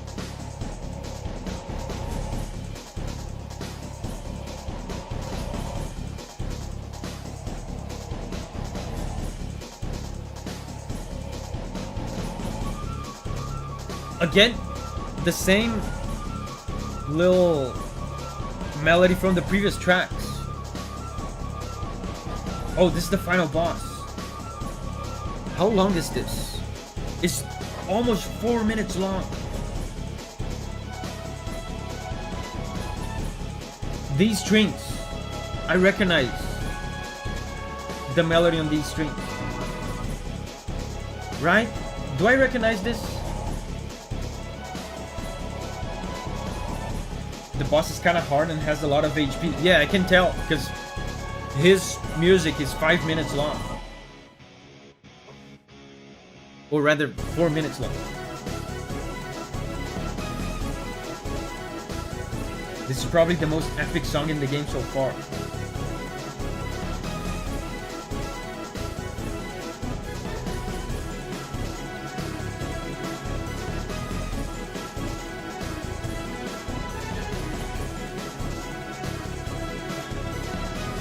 I recognize this melody, but I don't know what it means.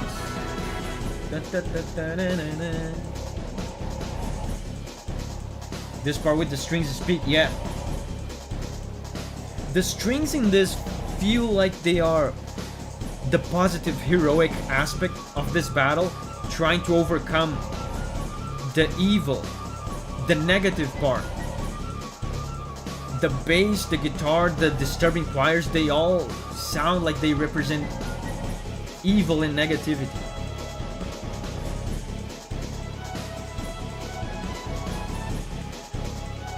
Can you hear how virtuous, how adventurous the strings sound? Yeah, exactly. The theme is a tug of war of darkness and heroism.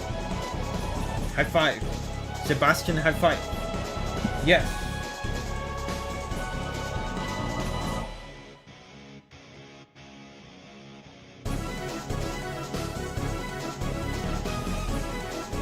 Sarah says, who has crown number 1? Give it to me. Let me see. It's Ninjastic. Has the crown number 1. And I still don't know what that means.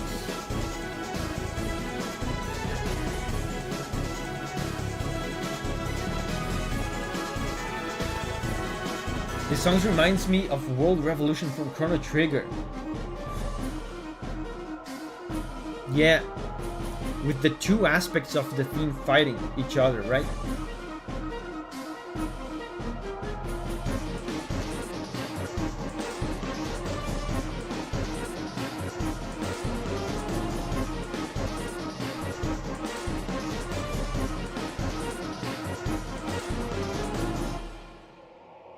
Fiction says, it just means you have the most XP, you get XP by sending messages, but super chats give more.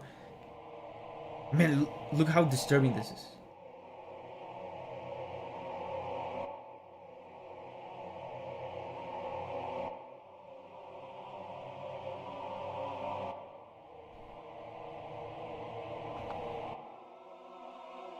Wow. Yeah, but Fiction is not as simple as that. We tested it the other day on the, I think it was the previous stream. There's some mysterious algorithm to the XP thing. Oh, so are we done with the danger? Is the struggle over?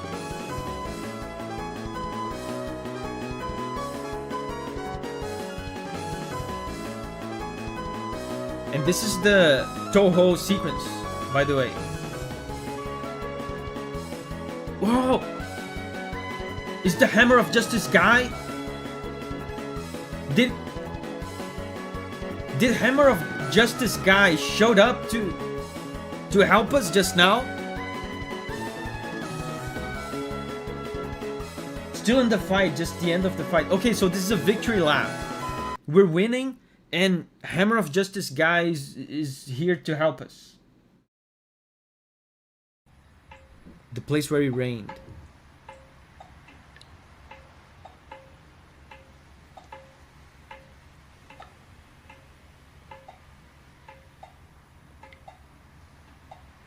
Peak.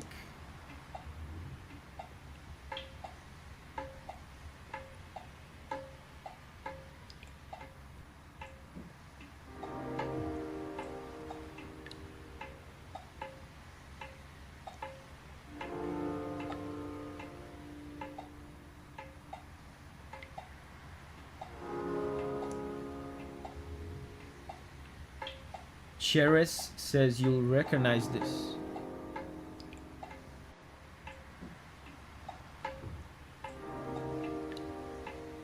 I was kind of half expecting the water drops to start making up a beat.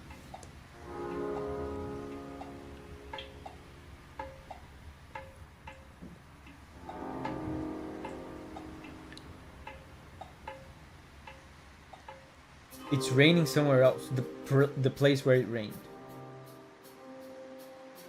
Oh, I get it. Wait. But is there a musical reference to this?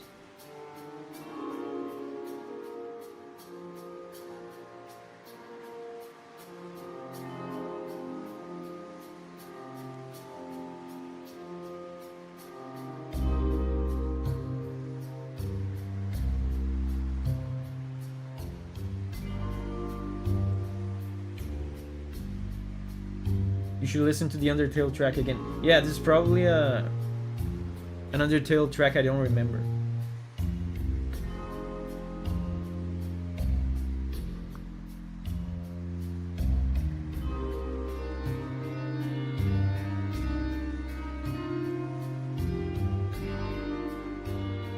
When you talk to Sans in the hotel. Oh, okay. I honestly don't remember this. So this is a track from Undertale I don't remember. Now you should remember, I don't.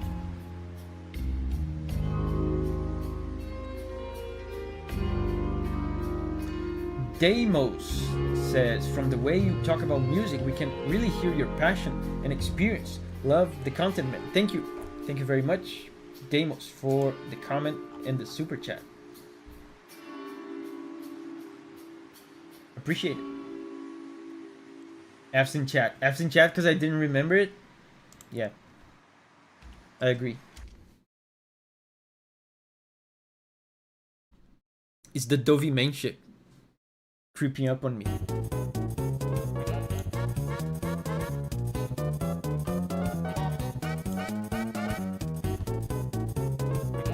The old jitterbug.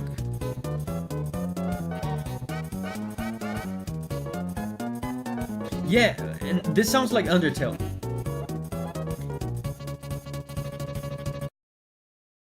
It might not be a direct reference, but like the style. It sounds like one of those like Napster Blue songs or whatever. Dummy. Never Ending Night.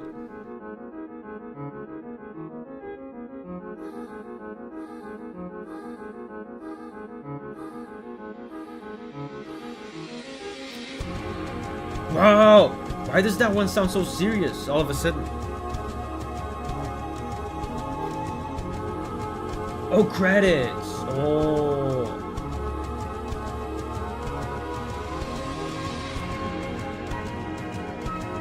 Wow, man.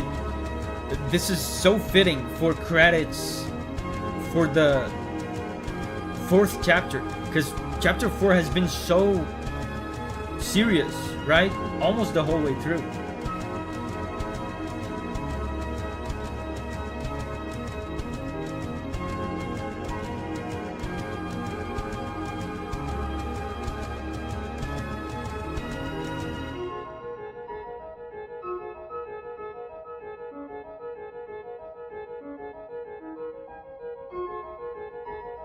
The heavy percussion on the previous part.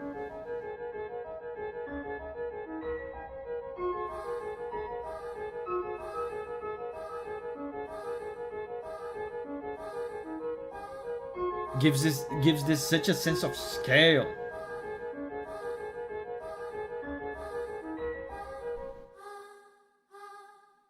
Amazing, man, really cool.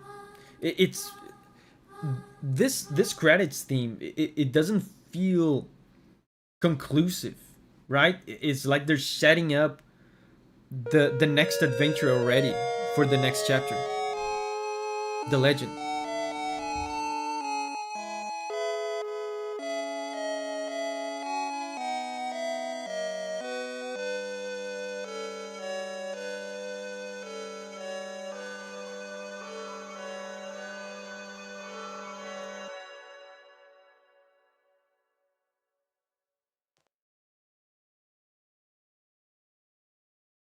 With hope crossed on our hearts.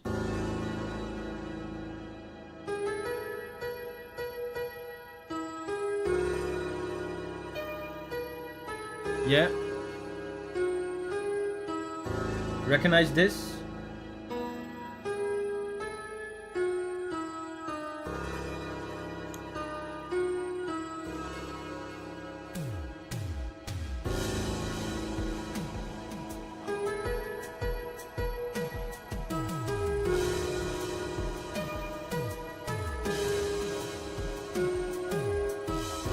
Again, like this sounds so... Oh, save menu. Man, save menu? This already sets up how intense this chapter is going to be musically. This part smashed me so unexpectedly, yeah. The weight of it. Menu theme.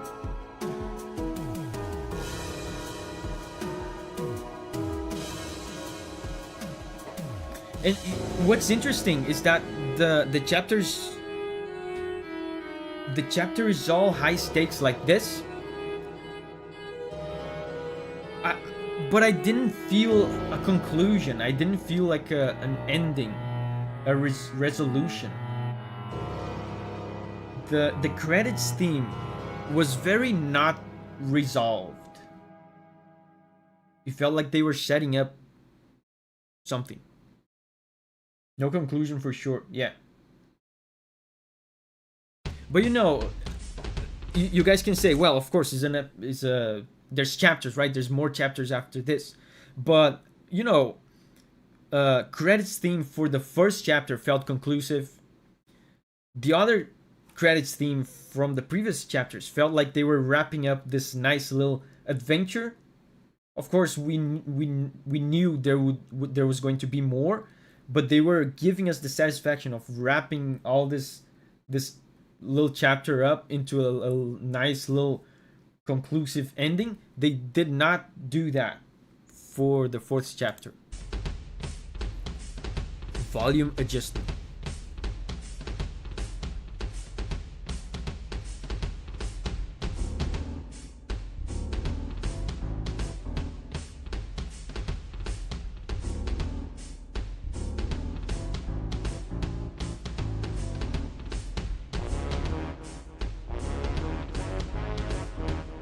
Volume adjustment. Is this an actual volume adjustment in a menu or something? That would be funny.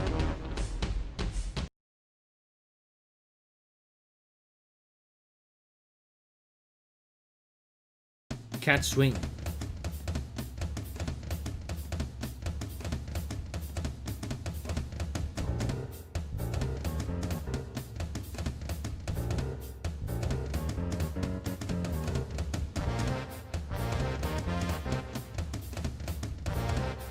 Cat swing, man.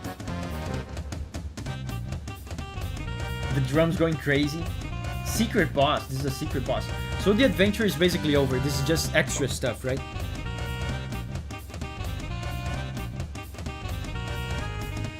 This boss is completely different on each platform. Wow. Wait, isn't this... What is this? Is Big Shot?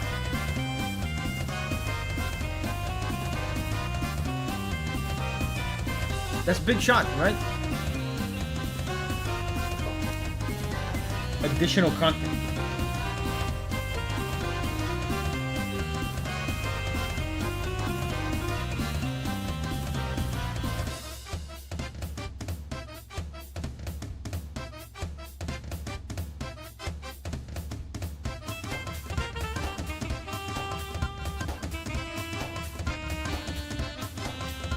Tana. I don't recognize Tana, but you guys keep mentioning it.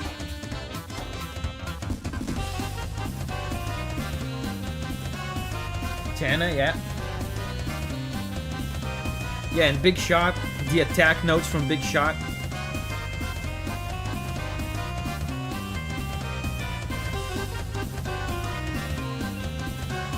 Man, it feels refreshing after all that tension from chapter 4 to listen to something like this. Because this sounds more like Undertale, you know, like typical silly Toby Fox. Airwaves.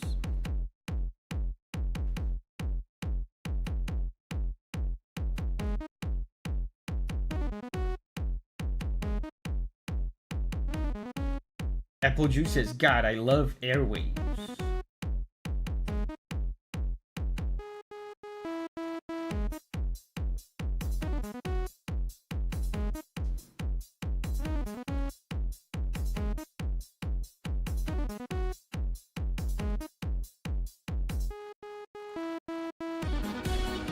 Oh.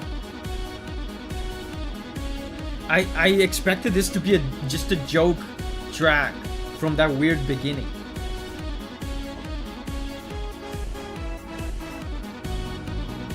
Yeah, this is actually very good.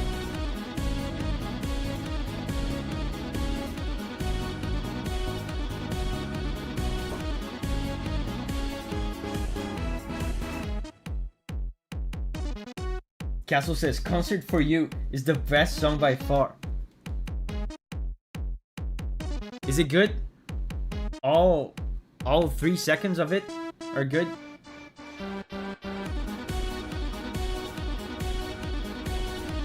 Which second of Concert for You is your guys' favorite? Maybe the second?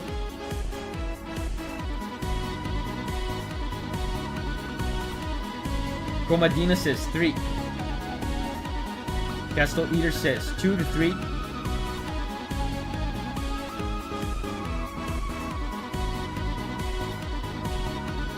Man, this goes hard. This one is really good.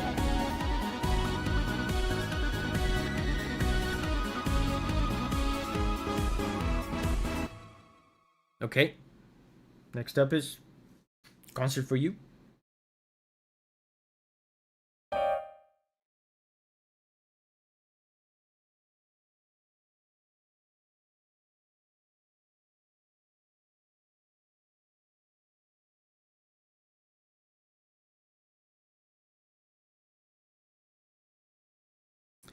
You know what? I think I'm more of a second 2 kind of guy.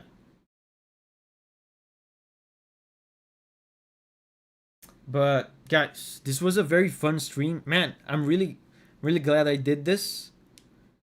Cause you know, I haven't played this game, so it's really fun to listen to these tracks out of context and try to guess this stuff. Guys, I hope you enjoyed my effort, the extra effort I put in before the stream to come up with this finally crafted, finally specifically handpicked list of absolute god tier bangers for we to listen to today. That was the list I came up to, because as you know, I'm a busy man. I can't be sitting here listening to full OSTs all day. So that was it, guys. Thank you very much for hanging out with me. You know what? Why are you not on the gameplay channel? We have to do something about that. I'm gonna stream tomorrow at the same time on the gameplay channel. We're gonna beat probably 9 souls on the gameplay channel. The link is over there in chat. So subscribe to the gameplay channel so we can hang out tomorrow again, playing games. It's gonna be fun. So guys, it's time, like always, to say bye to me in the chat so I can say bye right back to you. Bye bye Damon, Maxon, Leafar, J Random Idiot, Super Marzo, Sebastian, Veggie, see you tomorrow, Veggie. Sarah, see you tomorrow, Sarah. Abramo, see you tomorrow, Abramo. Brian, I can't keep up. Brawlman, Eternal Idiot. I said Eternal Idiot twice because I feel like Eternal Idiot needs the little boost to his self-esteem. But anyway, bye bye Dotterson, Sesu, Hitting Water. Bye bye guys. Thank you very much, and I'll see you tomorrow on the gameplay channel. We're gonna play 9 souls. Bye bye. Thank you. See you later. How do I end the stream again? Oh, it's here.